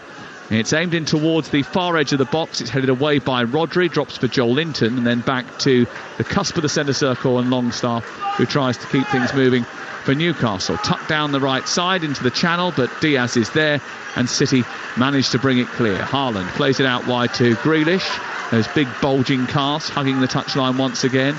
He turns it back infield towards Rodri, and Rodri motors forward before slipping it out to the left. And De Bruyne, Dean Ashton is alongside me in the commentary box. And Dean, we mentioned how Manchester City had actually held off Newcastle, but given them away a couple of big chances, maybe Eddie Howe has to think about making a change in terms of the striking department if they're going to get back into this game. Well, it's interesting, Graham Roberts, just as St Maximin, Isaac and Willock all came back in from their warm-up, he stopped them, all three of them, hand in their chest, almost as if, I don't think he was telling them off, but I'm pretty sure he was saying, look, we might need you need to be ready if you're going to come on, because they might. Grealish down the left, trying to get the ball to the edge of the box, so De Bruyne takes it onto his left foot, right on the cusp of the area, and then diving into the box was Grealish going past Trippier. He went down cheaply. The referee says play on, and he's still appealing on this near side, Jack Grealish. Yeah, Isaac having a real deep conversation with Jason Tindall, then went back down the touchline to warm up again, and now Alan San Maximum is getting the same treatment down in front of us too. Here is Rodri on halfway for Manchester City. 1-0 the score. Gundogan has just found a pocket of space in the right channel. He moves centrally and gives it to Rodri, who's held off by Longstaff, then swirls away, plays it to Akanji, who just jumps forward. De Bruyne, then Ake, and then now they're out on the left-hand side with Grealish approaching the penalty area down the side of it, looking for Ake, whose cross is blocked by Almiron, and then Almiron looks to scurry clear down the near touchline, but he's held up by Ake and goes back to Trippier. He chips it forward, back by Ake again. Haaland is chasing, Pope is out, and it's cleared away. City have scored in 28 consecutive Premier League games, made that 29 consecutive Premier League games now if you count today, and since a 0-0 draw in November 2006. And I don't think it's been a perfect season for Manchester City by any stretch of the imagination, and it hasn't been a perfect game for them so far. There is still something in this for Newcastle. Yeah, they've not been at the scintillating best, have they, Manchester City? And you've got to take comfort from that if you're Newcastle, and maybe take a few more risks. And I wonder how long he will give it Eddie Howe before he does make a change. I don't think he'll leave it too long. Well, that's a mistake by Botman, who miscontrolled the ball out of the sky and gave it straight to Foden on halfway. He jinks forward in the right channel, cuts it back into the feet of Rodri. To the left is Ake, just patrolling over that halfway line in front of Anthony Taylor, the fourth official, who's standing down in front of us. Jason Tindall is back out now with Eddie Howe, having sent the substitutes that he was given a stern talking to warm up down this left-hand side. De Bruyne's got away from Longstaff. And he's overhit the ball down that left channel as he looks to try and feed Grealish. Just didn't get it right. A bit of a collector's item. Just a bit from Kevin De Bruyne, who's going through a little bit of a difficult patch. You know, he's been left on the bench a couple of times by Pep Guardiola. He's not quite hit the numbers in terms of assists and goals that he did before the World Cup. Another example of that from him, albeit it was a great cross in the first half for Haaland's header. Rodri away. Ball is won on halfway by Gundogan after a tussle with Longstaff. It's played square through the centre circle. Now Walker joins the attack. It's 1-0 to Manchester City, live on Talksport. We're in the second half of this Premier League game. with Manchester City hoping to tighten up the top of the title race, and Newcastle United looking to get back to some form after failing to win each of the last 4 matches in all competitions. Elsewhere, Blackburn leads Sheffield United by 1-0 in the second half of the Championship game. Cardiff 0, Bristol City 0 is the latest from the Cardiff City Stadium. And Morecambe 0, Bolton Wanderers 0 is the latest scoreline elsewhere as well. Slow start to the second half from both these two teams. Akanji moves through the gears and tries to get up to halfway. Plays it out to the right. Collected by Foden. Comes back in field. And now it's Rodri once again, who runs up to the edge of the centre circle. Sends it left. Collected by Ake. And then goes all the way back to Ruben Dias. Manchester City have dropped 20 points this season already. They only dropped 21 all of last season. Pep Guardiola constantly goes on about his team, wanted to see his team thumping the side of the technical area and being rather animated. I saw him react to the crowd here when they were booed off at half-time against Spurs before they came back and won. He wasn't very happy with anyone that day, his players or the supporters or anybody he spoke to. And defensively, they have been less reliable. They've kept just 4 clean sheets here in 12 Premier League games this season. That should give Newcastle a bit of encouragement. Yeah, it should do. And here's an example of the levels that Pep Guardiola wants. A throw-in on the halfway line for Manchester City. And there's obviously a routine there where Gundogan makes a move and then De Bruyne does, and Haaland's then going to make the move, and he didn't, and he just absolutely ranted at Haaland and Grealish for not clearly just doing the tiny thing from a throw-in. They're the sort of standards that he wants to keep. And Newcastle progressed down the right-hand side. They've won a throw-in off Ake, and it's away for Kieran Trippier to try and toss the ball in here. And still warming up Isaac and Saint-Maximin. And I think that's Jacob Murphy on this near touchline as well. They're thinking about making a big change here, Newcastle, as they look to try and drag themselves back into this game. The throw-in has been given back to halfway, and then it's given away. And Bruno Guimaraes, it was Joe Linton who's going to pick up another yellow card. Of course he is in a second. Foden's been allowed to play on though. It's played out towards the left, and Grealish has picked it up right-footed, trying to curl one towards the far post. And now Joe Linton is going to get his yellow card. And that's a significant one because he's going to be suspended for 2 games now, because that's his 10th yellow card of the season. Yeah, that's a blow for Newcastle. But that is what he's become for them. And Eddie Howe, he's been so good in terms of that work rate, the effort, the way he wins the ball back. So important for Newcastle, and he'd be a miss. The next 2 games are Wolves and Forest, home and then away. And he headers the ball after a clearance from Pope, but it drops to Carl Walker and then is sent back towards the edge of his own penalty area by Walker to Ederson, who clips it high into the air, and he's miskicked it now. It's all gone a little bit flat after half-time. They've all been in the tunnel club or something. It would be hard to walk past that and not want to just pop in there. That's true.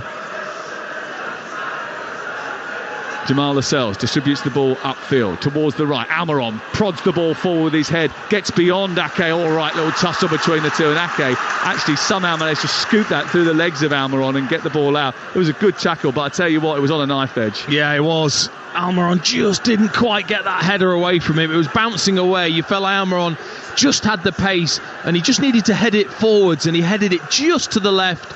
It allowed Ake just to get back in, and once he makes contact, he's too strong for Almiron. More sprints than anybody else in the Premier League this season, Miguel Almiron. Over 600 now. Here is Kieran Trippier with the corner kick. It's a flat delivery in towards the edge of the 6-yard box. It's glanced away, kept alive by Botman on the far side. Oh, it's set back for Gordon, but it was a short pass, and Foden has taken it out towards the far touchline, and Gordon had to shuffle him out and away for a throw-in over on the far side. Honestly, right, that's a brilliant ball from Kieran Trippier. He just drills it in just above standing head height, about 6'1.5" inches high is where he drilled it in. And he must be thinking, is there any chance of BFG and his mates who are in the box going and heading one of those in? Honestly, his delivery's so good. It must be so frustrating for him. Bruno Guimaraes turns and gets the ball away, but there'd already been a foul committed by a Manchester City player, and it's going to be a free kick just short of the halfway line. It's frustrating, that, isn't it, when you've got a great delivery that nobody goes to attack it. There's so many big, tall Newcastle muscular central defenders. Well, I mean, Botman's not scored in the Premier League. Dan Burns not scored in the Premier League this season. When you think of the height they've got, Joe Linton's only got 2. Doesn't particularly look a threat from set plays. Lascelles might do. Yeah, only 3 of his 4 starts before today come in cup competitions. Here is Diaz forward up towards Rodri, tucks it back. It's into the feet of Kyle Walker under pressure from Gordon. They are harassing all over the pitch, Newcastle, and they're competing well in that middle strip again. But it's in those boxes where they have been indecisive that have caused them issues. Unable to stop Phil Foden's little wander into the box and weave past 3 defenders, and unable to take the chances in Wilson and Longstaff when they've come their way. Almiron's got it on halfway. It's got a bit scrappy in this second half. Grealish loses the ball.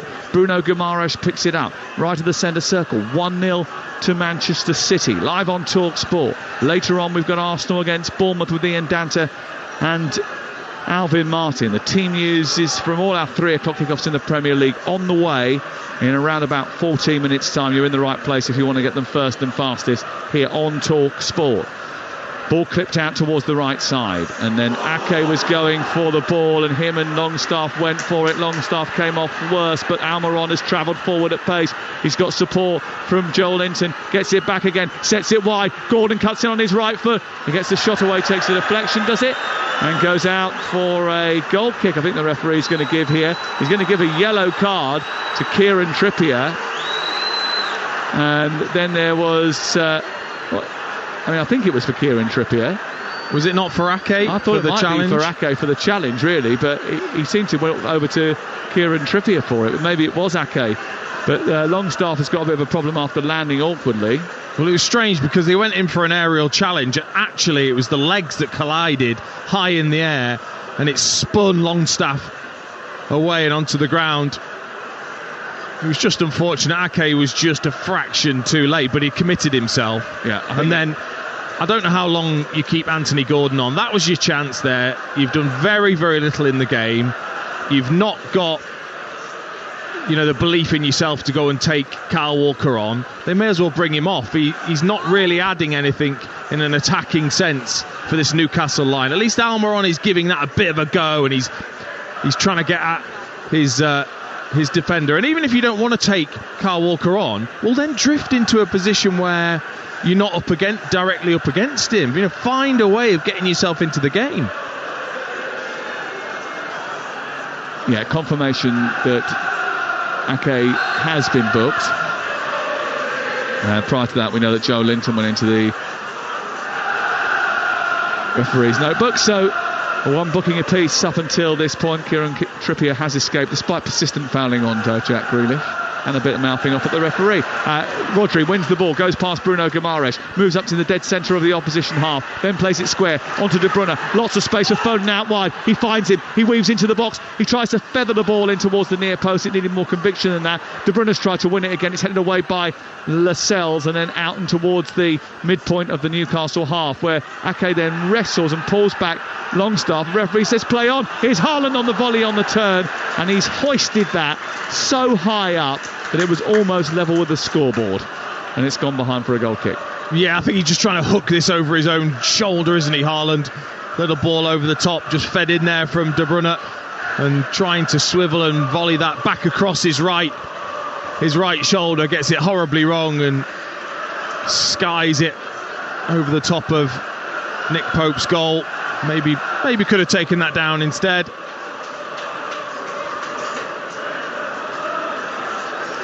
Just hitting the hour mark, and it's 1-0, and still Eddie Howe and Graham Jones and Jason Tyndall all in deep conversation down in front of us. It looks now like Sir Maximin and Isaac are in full kit waiting to go. They've just got their bibs and tracksuit tops on. And out comes Joe Willock as well. He's getting ready. Isaac's starting to get a little bit more animated with his warm-up, which hasn't been, let's just say, it's not been vociferous. No, we don't like warming up, to be honest. We just want to get on the pitch. He's coming on, though, that's for sure. Willock, Isaac and Alan St-Maximin in a triple change for Eddie Howe and his team. And I think it's the right decision. You know, it's not worked yet in this second half. You've given the players that are on the pitch an opportunity, and so far it hasn't. Oh, what a slip! Oh, he's lucky, very lucky. Longstaff went down under a little bit of pressure from Kevin De Bruyne, who threatened to get away. Free kick has been given against Kevin De Bruyne, but again a little snuff out. Newcastle just being a little bit too... He did slip. It wasn't really a foul, that, was it? No, he got very, very lucky there. Longstaff. Joel Linton over on the far side, being tracked by Walker into Gordon. Might be the last few moments for him on the pitch. Longstaff being tracked by Grealish. Oh, Grealish has come from behind him and pinched it. And then he's run into Joel Linton. Joel Linton's committed a foul, and everybody knows he's on a yellow card. And all eyes turn towards the referee, who says, calm down, move on. And it's going to be that triple change that we've spoken about. The first man to come off is going to be Anthony Gordon. Alan St-Maximin is the first one on. It's going to take him a little bit of time to get up to speed with what Eddie Howe wants, I think. Anthony Gordon. I think so, but I just think a young player, he should have belief in himself to go and take any defender on. Second change is Isaac on for Callum Wilson, and then the final change is Longstaff off and Willock on. So those three changes, Willock, Isaac and St-Maximin on, to add a little bit of spice for Newcastle United, whose goal threat did look rather tepid in that first 60 minutes, 62 minutes, as we approach that sort of zone. And it remains 1-0 to Manchester City. A goal scored by Foden after 15 still separates the two. Grealish has it on the near touchline. Almiron. They're all light-for-light switches, really, so no positional changes for Newcastle United. Just a bit more legs and energy required. Well, I tell you what, St-Maximin will have belief in himself that he can take Kyle Walker on. Imagine the first time he gets it, he'll go at him. He doesn't care even if he doesn't deliver, does he? He just keeps going on and on and on and on all day, which is great for Newcastle in this sort of zone. Here's Willock taking the ball down the right side, shifting it on towards the right now. Almiron, who's got Willock outside him if he wants to use him, and now he will. Willock with the cross into the box, aimed towards Joel Linton. He's miskicked it. It's come back to Alan St-Maximin. Oh, he arrived so well, Joe Linton, but couldn't finish off what was a terrific chance, a wonderful cross, and he's miskicked it. They've done that 3 times today. Oh, Eddie Howe, he just wants to scream into a pillow. It's just so frustrating for the Newcastle manager. It was a brilliant ball in from Willock, right in behind that Manchester City defence, and Joe Linton arrives perfectly right on the 6-yard line and completely misses it. Oh dear. Here is Isaac inside the area though, right-sided, gets across it. It comes back off for Diaz, and then goalkeeper comes out. Isaac goes down. There's a collision between him and Ake, and the ball's smuggled behind and away for a corner kick. Isaac's added a little bit of impetus. Willock's added a little bit of impetus. A good substitution so far. They've only been on the pitch about a minute. Yeah, it was a great block originally from Diaz. Goes flying across as Isaac tried to take the right-footed shot. Brilliant block from Ruben Diaz. De Bruyne's coming off and Silva is coming on in the next few minutes. But first of all, here is the corner from Trippier in towards the near post, away by De Bruyne. It's into the air. Foden will chase it, but Willock will get there first. Foden trying to win it. Willock manages to get it out of play, and it goes away for a Manchester City throw. And there's confirmation of that change. Kevin De Bruyne didn't know he was coming off. He'll soon find out, and he's being replaced by Bernardo Silva. Standing ovation for Kevin De Bruyne. Yeah, he's not happy, is he? He's not happy. He's not been the greatest today. He's not been the greatest in the last 4 or 5 weeks. But, I mean, it would have been unheard of at this point in a game that De Bruyne would have come off.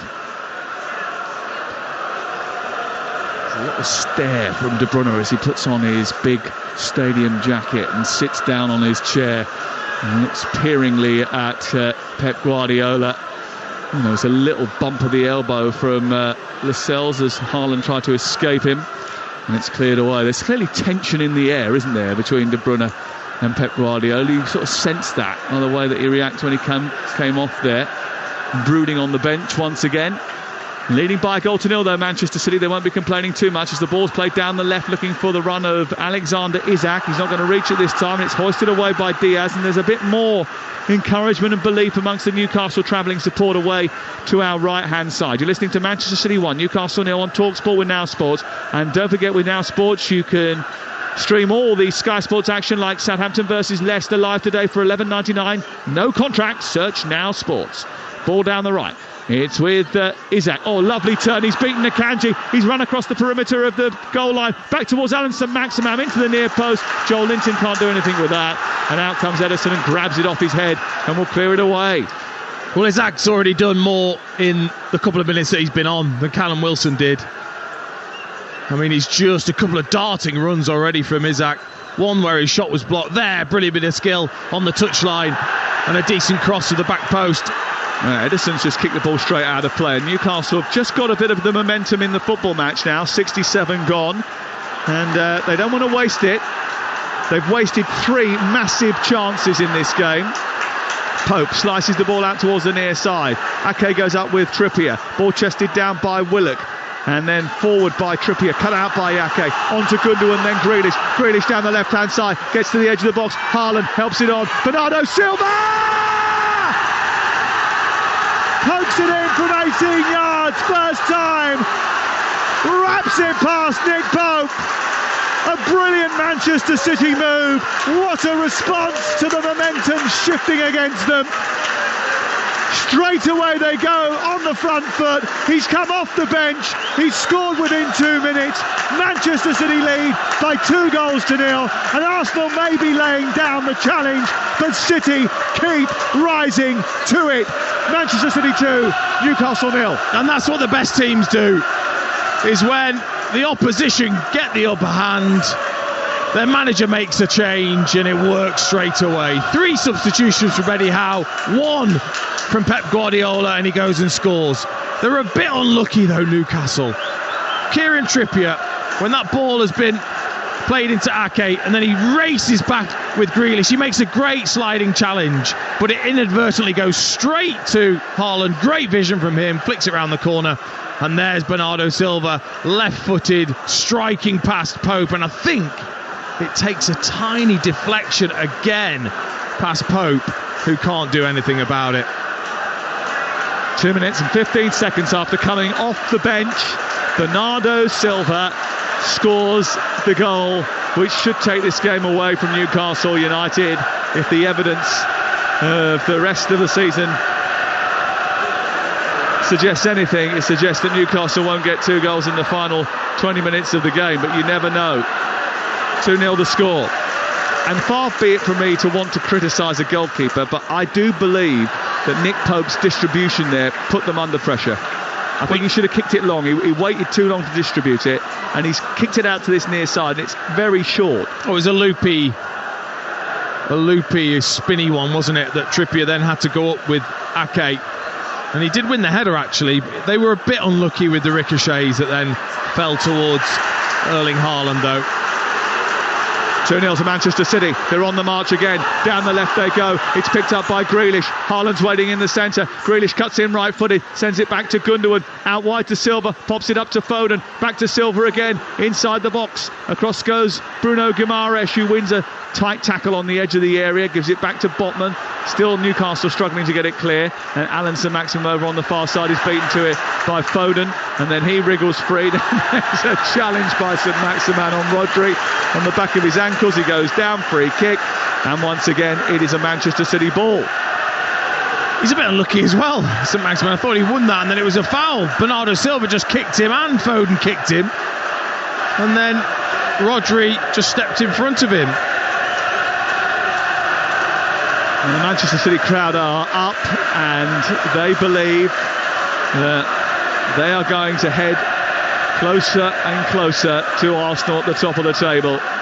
Good goal from Bernardo Silva, great goal from Phil Foden, 2-0. That's the kind of quality they've got in their team. We'll go round the grounds in just a second and see what quality awaits those who are kicking off at 3 o'clock this afternoon. After this free kick over on the far side to be taken by Phil Foden or Ilkay Gundogan, right tight to the touchline, right side, about 6 yards outside the area. It's crossed by Gundogan towards the far post. Aki coming in round the back post. Joel Linton steps across and it's given back to Grealish. Grealish trying to squeeze him between a tight gap. Oh, given away by Trippier again, and Ake has travelled towards the edge of the box. Sent it infield, Rodri. They'll go back towards Bernardo Silva, and then he will travel infield towards the far side. So it's 2-0 to Manchester City here. All eyes a little bit later will turn to what's upcoming in the Premier League when the games kick off at 3 o'clock. But here's Gundogan into the area down the left side. He tries to square it. It bounces off the shins of Botman and goes behind. So let's go off to Stamford Bridge. Chelsea against Leeds. It's getting hotter for Potter at the Bridge. His team has scored just once in 6 matches. So who's up front today, Ollie Klink? Kai Havertz keeps his place up top, Sam, but there are 3 changes in total for Chelsea from their loss at Spurs last week. Out come Silva, James and Ziyech. In come Badiashile, Fofana and Kovacic. As for Leeds, 3 changes from their cup loss to Fulham in midweek. Christensen, Rocker and Nonto all drop to the bench. In come Verba, Aronson and Harrison. Manchester City have a corner. It's played into Silva towards Gundogan now on the edge of the area. He plays it centrally on to Kyle Walker. And then Gundogan cuts in right-footed, floats the ball towards the far post. It's too heavy and straight into the arms of Nick Pope. So let's go off to Molineux. Tottenham have lost their last 3 on the road. I bet they haven't left Harry Kane on the bench today, Adam Bridge. No chance. He starts in a Spurs side that shows 3 changes from their win against Chelsea. Son, Perisic and Porro start in place of Richarlison, Royal and Dyer, who drop to the bench. Wolves make 3 changes from that defeat at Anfield. Pedro Neto gets his first start since the 1st of October. Johnny and Diego Costa the other changes. Bueno, Jimenez and Moutinho the players who drop out. Brighton against West Ham. Oh, there's a bit of a flare-up here because Grealish has been cut from behind by Bird. The referee's got to sort out what is about a 10-15 man melee now on the edge of the box. They're all coming together, pushing and shoving. Erling Haaland is smiling in the face of Dan Burn. Joel Linton's got involved. He's got to be very careful. He should just walk away. Jack Grealish is being dealt with now by Simon Hooper. While they are sorting this out, we'll go off to Brighton against West Ham. West Ham's away form has been shocking. 3 points from their last 10 league games on the road, Ian Abrahams. Just one away win all season, joint worst record away from home in the Premier League. Danny Ings and Jarrod Bowen back today for Fornals and Antonio who drop out. 3 changes for Brighton. Van Heck, Sedimento and Bunote drop out. In come Adam Webster, Estupiñán and Solly March. Off to Arsenal against Bournemouth. The Gunners will be responding to this City result on Talksport 2 at 3 o'clock. But what's the team news here, Dante? They make 3 changes from the 4-0 thumping of Everton. Out go White, Jorginho and Xhaka all to the bench. Tomiyasu, Partey returning and Vieira are brought in by Mikel Arteta. 2 changes for Bournemouth, both forced on Gary O'Neill. Injuries deprive him of Lerma and Traore. Rothwell and Semenyo come in for them. Looks like 3-5-2 for the Cherries here at the Emirates. Arsenal against Bournemouth, live on Talksport 2 at 3 o'clock. Dan Burn and Erling Haaland have got into the referee's notebook as a result of that little melee.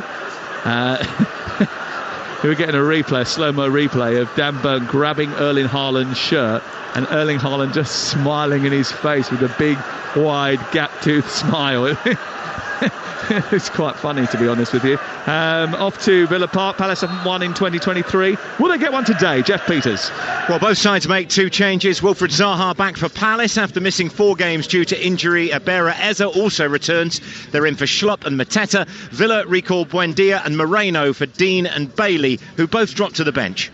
Thanks, Jeff. Jeff, part of our team at 2:30 this afternoon. Adrian Durham, the imperious Adrian Durham, will take you round the grounds faster than you can imagine. Every time there's a goal, you will hear it first on Talksport. Wherever you are today, take us with you in your ears, and you can listen to all of the goals as they go in on the Talksport network this afternoon. Remember, on Talksport 2, Arsenal against Bournemouth. Rodri's just been clattered into by Bruno Guimaraes inside the half away to our right. Jack Grealish having a go at Anthony Taylor, and once again Pep Guardiola is across to act peacemaker. I think Grealish is a little bit upset with the attention that he's got today.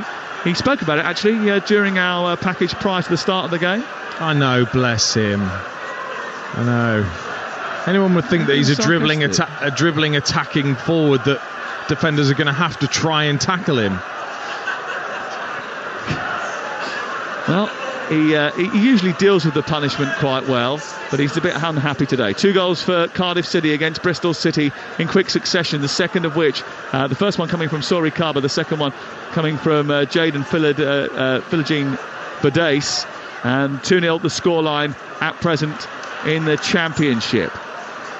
Here is Foden over on the far side, taking it back and giving it to Walker, and he tried to release Bernardo Silva and almost did. Joel Linton stood in the way, and then there's a slip by Bruno Guimaraes. He's dropped on the ball, he's put his hands on the ball right on the edge of the penalty area. He's getting a yellow card for that, because that was a deliberate stopping of Manchester City coming up with an attack, because he fell over. Yeah, I mean, he slipped, which is unfortunate, but then he's had to make that decision, because pretty much Manchester City are them 4 against 4 and he's on the edge of the box. So as long as they don't go and stick this into the top corner, it'll be the right decision. Murphy on for Almiron. Oh God, and start. Oh dear, yeah, he's going full Bielsa. Guardiola sitting on a bucket. The water bucket down in front of us, he's just pulled it over and he's now just sitting on the bucket. Yeah, he's sitting there moving up and down watching this free kick. Should be pretty pleased with the fact that his team scored 2 cracking goals so far today, 2-0, but they have given up chances which Newcastle didn't take. Foden will take this free kick wide on the right hand side. It's about 4 yards short of the penalty area. In fact, he's left it for Gundogan, who's clipped it right over the top of the crossbar with no penetration whatsoever. The wall's too big. It's just too big. You've got Burn, Botman, Joelinton. It's just to get from that close to the 18-yard line. It's so difficult to get that up and over such a tall wall.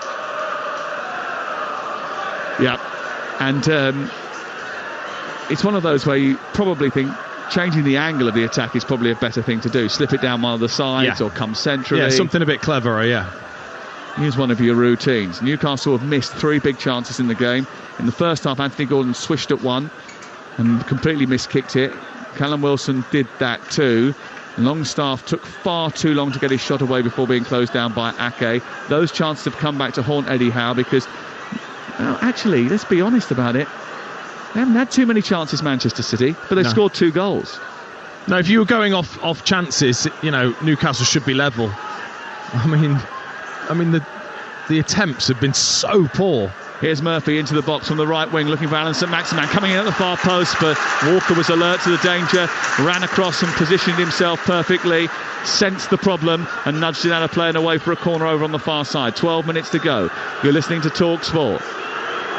And it's Manchester City 2, Newcastle United 0. And they look like they're heading for yet another defeat, a 3rd in a row, Newcastle, after going through such a long period without succumbing to hardly any. Trippier's delivery out towards the far post, punched away by Edison, who was under pressure. It'll run loose on the edge of the area and Willock will retrieve it. Grealish comes out to meet him. Murphy provides a bit of support. What would have happened in the Carabao Cup final had his Roberto Carlos-esque effort nestled into the bottom corner? We'll never know. Here's St-Maximin over on the far side. Joel Linton. Back infield it goes to Trippier. Out to Bruno Guimaraes, who clips the ball towards the far post. Dan Burn trying to attack it, but Akanji did brilliantly and just positioned his body in a position where Burn couldn't attack the ball.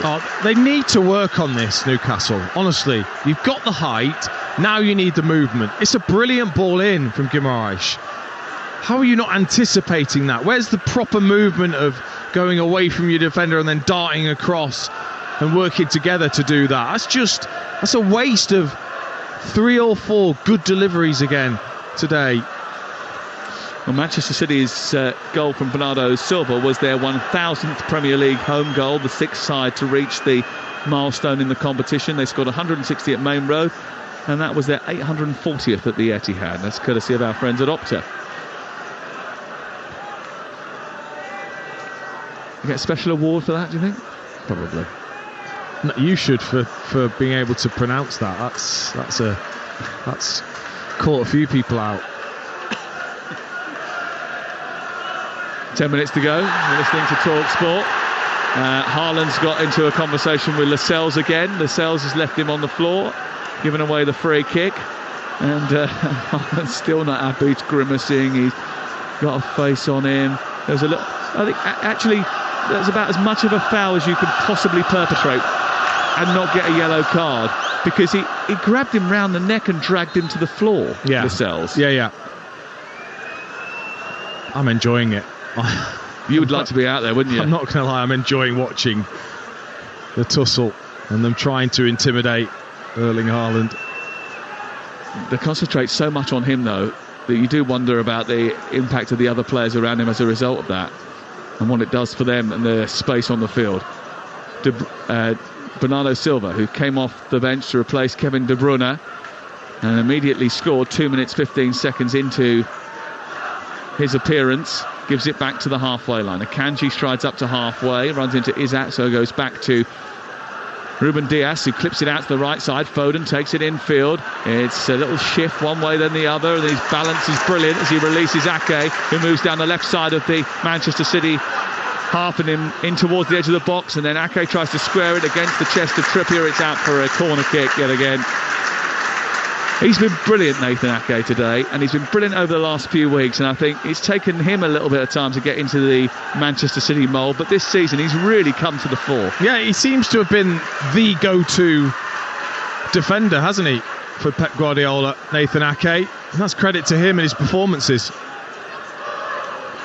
So here's the corner then on this near side to be taken by Phil Foden, who raises his right arm in the air and then clips it towards the far post. It's glanced away by Lascelles, comes out as far as Grealish. Grealish is met by Byrne very quickly. Rodri takes over, he slips over on that patch over on the far side that everyone's had a little dive on.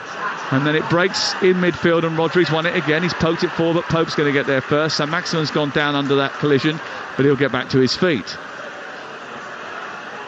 The ball bounced out by Isak and straight up to the halfway line. Isak's given the ball away, and Manchester City have it again with 8 minutes to go and leading by 2-0 live on Talksport. And they've now scored 95 goals this season, Manchester City. Bayern 102, Paris 93. That's the sort of zone that they're in right now.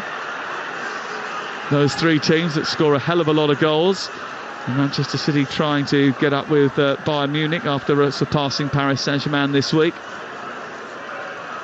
And Newcastle fans looking a little bit glum. They had a big journey last week, a very expensive journey down to London. They spent the whole weekend there and they certainly enjoyed themselves from what I saw. Yes. And so they'll be suffering a little bit of a hangover. So they should.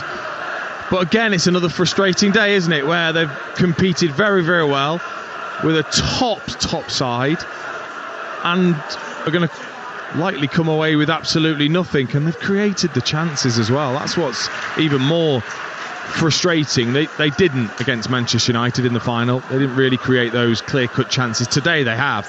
They just haven't taken them. It's currently Manchester City 2, Newcastle United 0. And for the latest odds, you can head to Betfair, the official betting partner of Talksport's Premier League coverage, where right now you can get Haaland to score next at 11-2, Isak 14-1, Grealish 17-1. That's all thanks to Betfair 18+, begambleaware.org. And whatever happens with Newcastle, the recovery from last season is remarkable. They failed to win any of their first 14 games last year and spent 150 days in the relegation zone, but stayed up. That shouldn't be underplayed. Their improvement has been significant under Eddie Howe. It has, and the fact that they're so competitive with these sides, I think again that shows, and you've got to take those positives. Even if you lose the game, the gap that they've been able to close in terms of when you actually watch the game and how competitive this game has been, I think is a huge positive for Newcastle. Now can they just go on with maybe slightly easier games and start to get some results and start to score some goals? Well, Wolves and Forest are the next two up for them, and a bit busier for Manchester City, who have Palace, Leipzig, West Ham, Liverpool at the start of April, which looks a very busy month. They could have 9 games to play in April. Pep Guardiola's team, and they've got the resources to be able to negotiate that, though that is for sure. And again, that Newcastle scoring record, the away record coming under scrutiny, that is something they're going to have to improve on. I mentioned last week actually when we were doing the finals, Adrian and I were walking out of Wembley, I wondered whether or not that day and this day sort of underscores just how far Newcastle still have got to go. We know that Manchester United's team on Sunday squad cost £400 million more than the Newcastle United one. They've still got some ground to make up.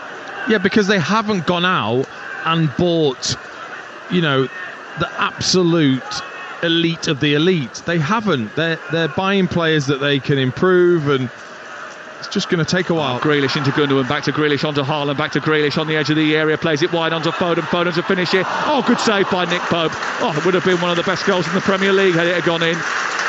It was a lovely team move, and it was perfect Pep Guardiola football. Skating down the left, one-touch passes, lots of 1-2s, lovely, intricate interchanges, and a shot from Foden at the end, which was repelled by Nick Pope. Oh, it was wonderful from Jack Grealish, honestly. It is. It's like he's on a skateboard, isn't he? And he's just weaving his way through a couple of obstacles and a couple of 1-2s in there. Great pass to Foden, and then he just made it really obvious where he was going to put it, Foden. I think he's really good at that normally, where he shows as if he's going to go one way and then just flick it like he did against Bournemouth, and then just flick it the other way. And Nick Pope read it perfectly, and a good save with his right hand. Dan Burn off, Matt Target on for the final few moments of this game. We've played 86.5. You're listening to Talksport. Jack Grealish like he's on a skateboard. Is that what you were like on a skateboard, was it? No. No? Have you ever seen an elephant on a skateboard?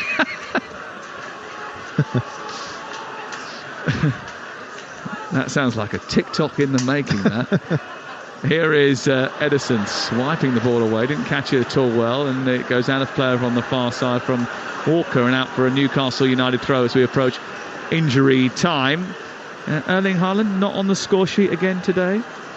Hasn't really had those opportunities, but the one opportunity that did come his way, he ended up putting over the top of the crossbar. He'd be a little bit disappointed, I think, not to get on the score sheet, but Pep will be delighted that they're going to get all 3 points here. Akanji away.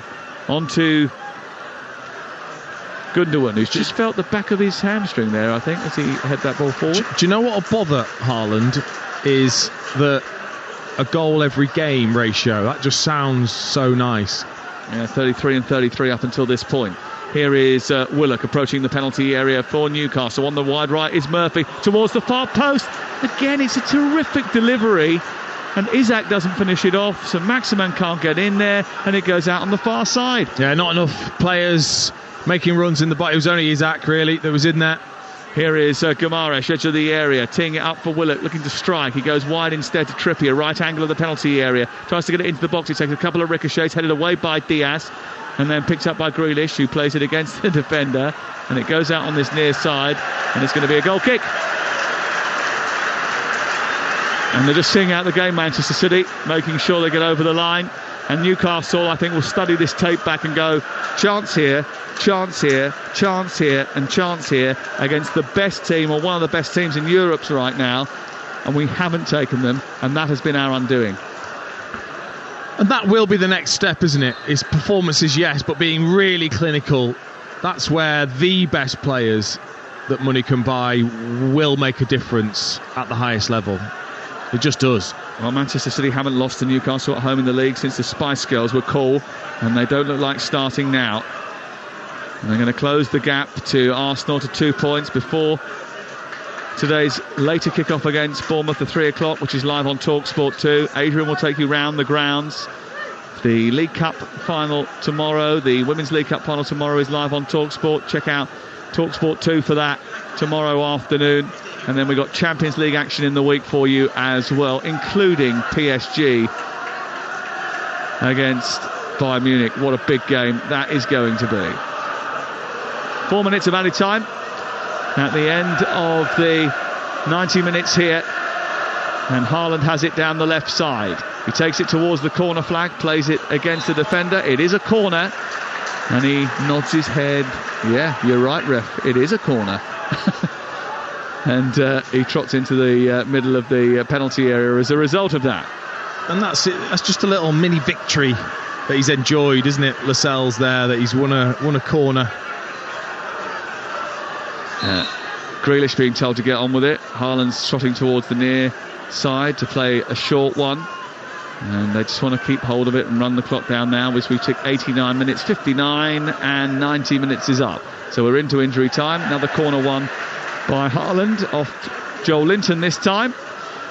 And Manchester City continue their march up the table, closer and closer and closer to Arsenal. Arsenal have got to keep going.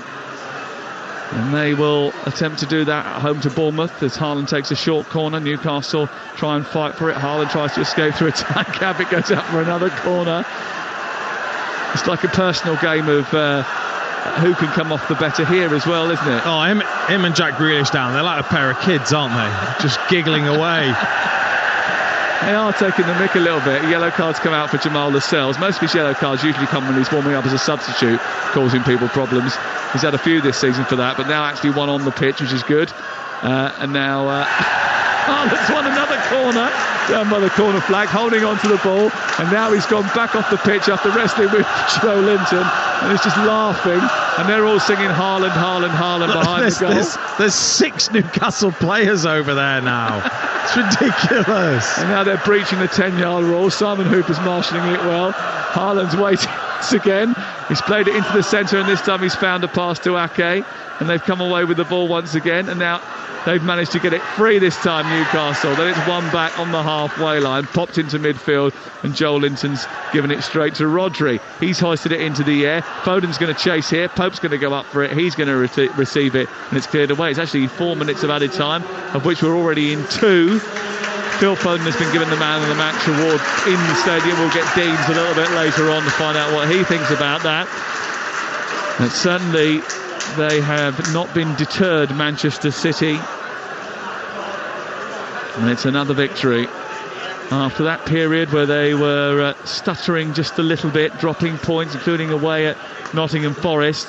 And they've just got back on the horse and started to put together a run. But this will be a third win in a row, and with their next game upcoming in the not too distant future, they have that game against Crystal Palace. They'll be looking for a 4th win in a row for the first time this season, something they haven't done this campaign yet. Foul by Gundogan on Jacob Murphy in the dead centre of the opponent's half, and it's going to be a free kick to Newcastle in the final few seconds of this match. City 2, Newcastle 0 with Car Finance 24/7. Search Car Finance 24/7 today. Yeah, it'd be typical now if they just whip this one into the top corner when there's not enough time for a second. As Murphy fancies it, Trippier's going over and should really take it.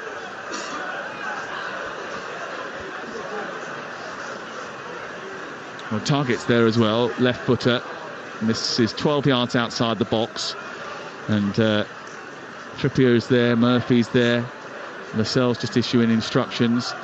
I think it's got to be Trippier, hasn't it, who takes it. It's a similar position, maybe just a little bit further right from the position in which he scored in the World Cup semi-final of 2018 against Croatia.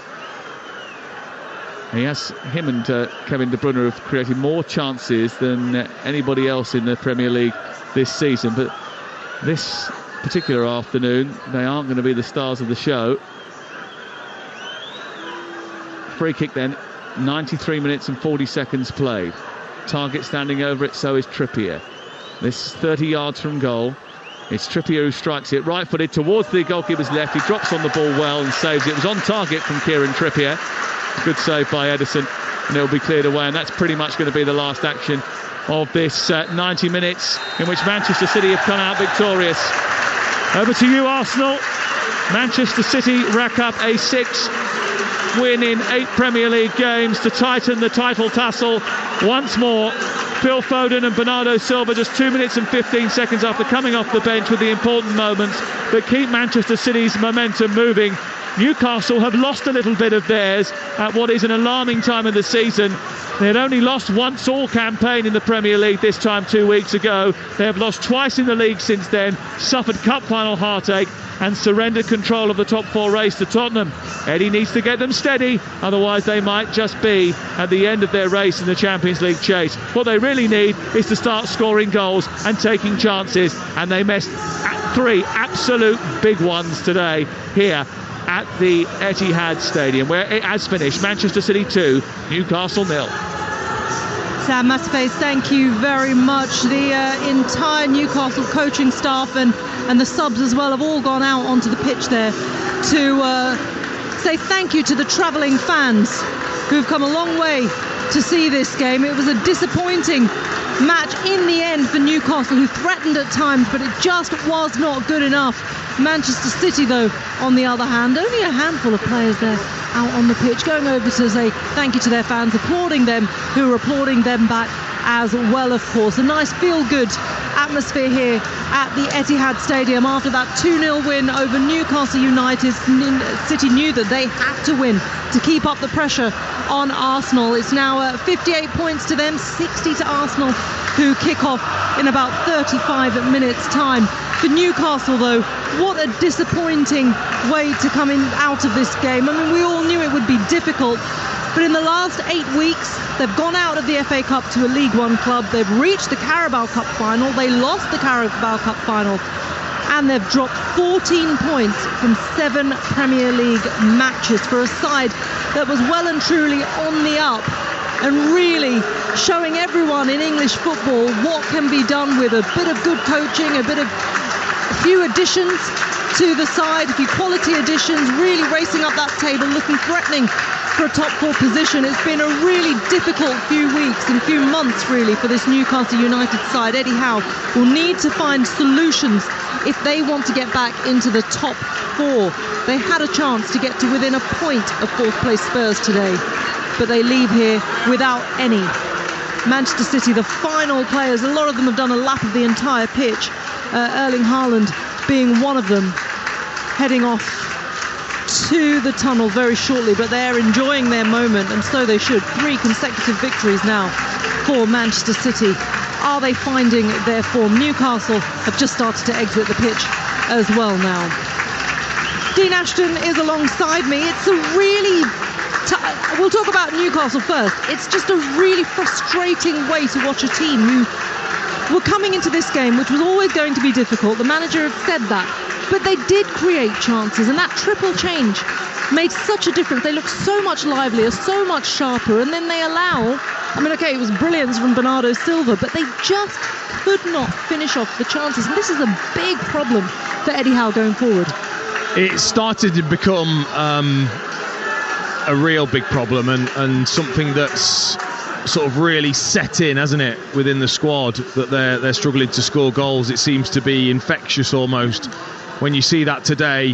3 opportunities, 3 missed kicks, and that's really disappointing against a tough opposition. I think he'll take enough positives, and so should the Newcastle supporters, in terms of how competitive they were today, and that this season isn't by any means over. And I think, if you give that sort of performance against most teams in the Premier League, they'll probably come out on top, albeit you've got to take your chances. So there's enough there for Newcastle, but I think he's got to start to give other players a chance and a bit of a run in the side to see if they can get the goals, because that's the only real way.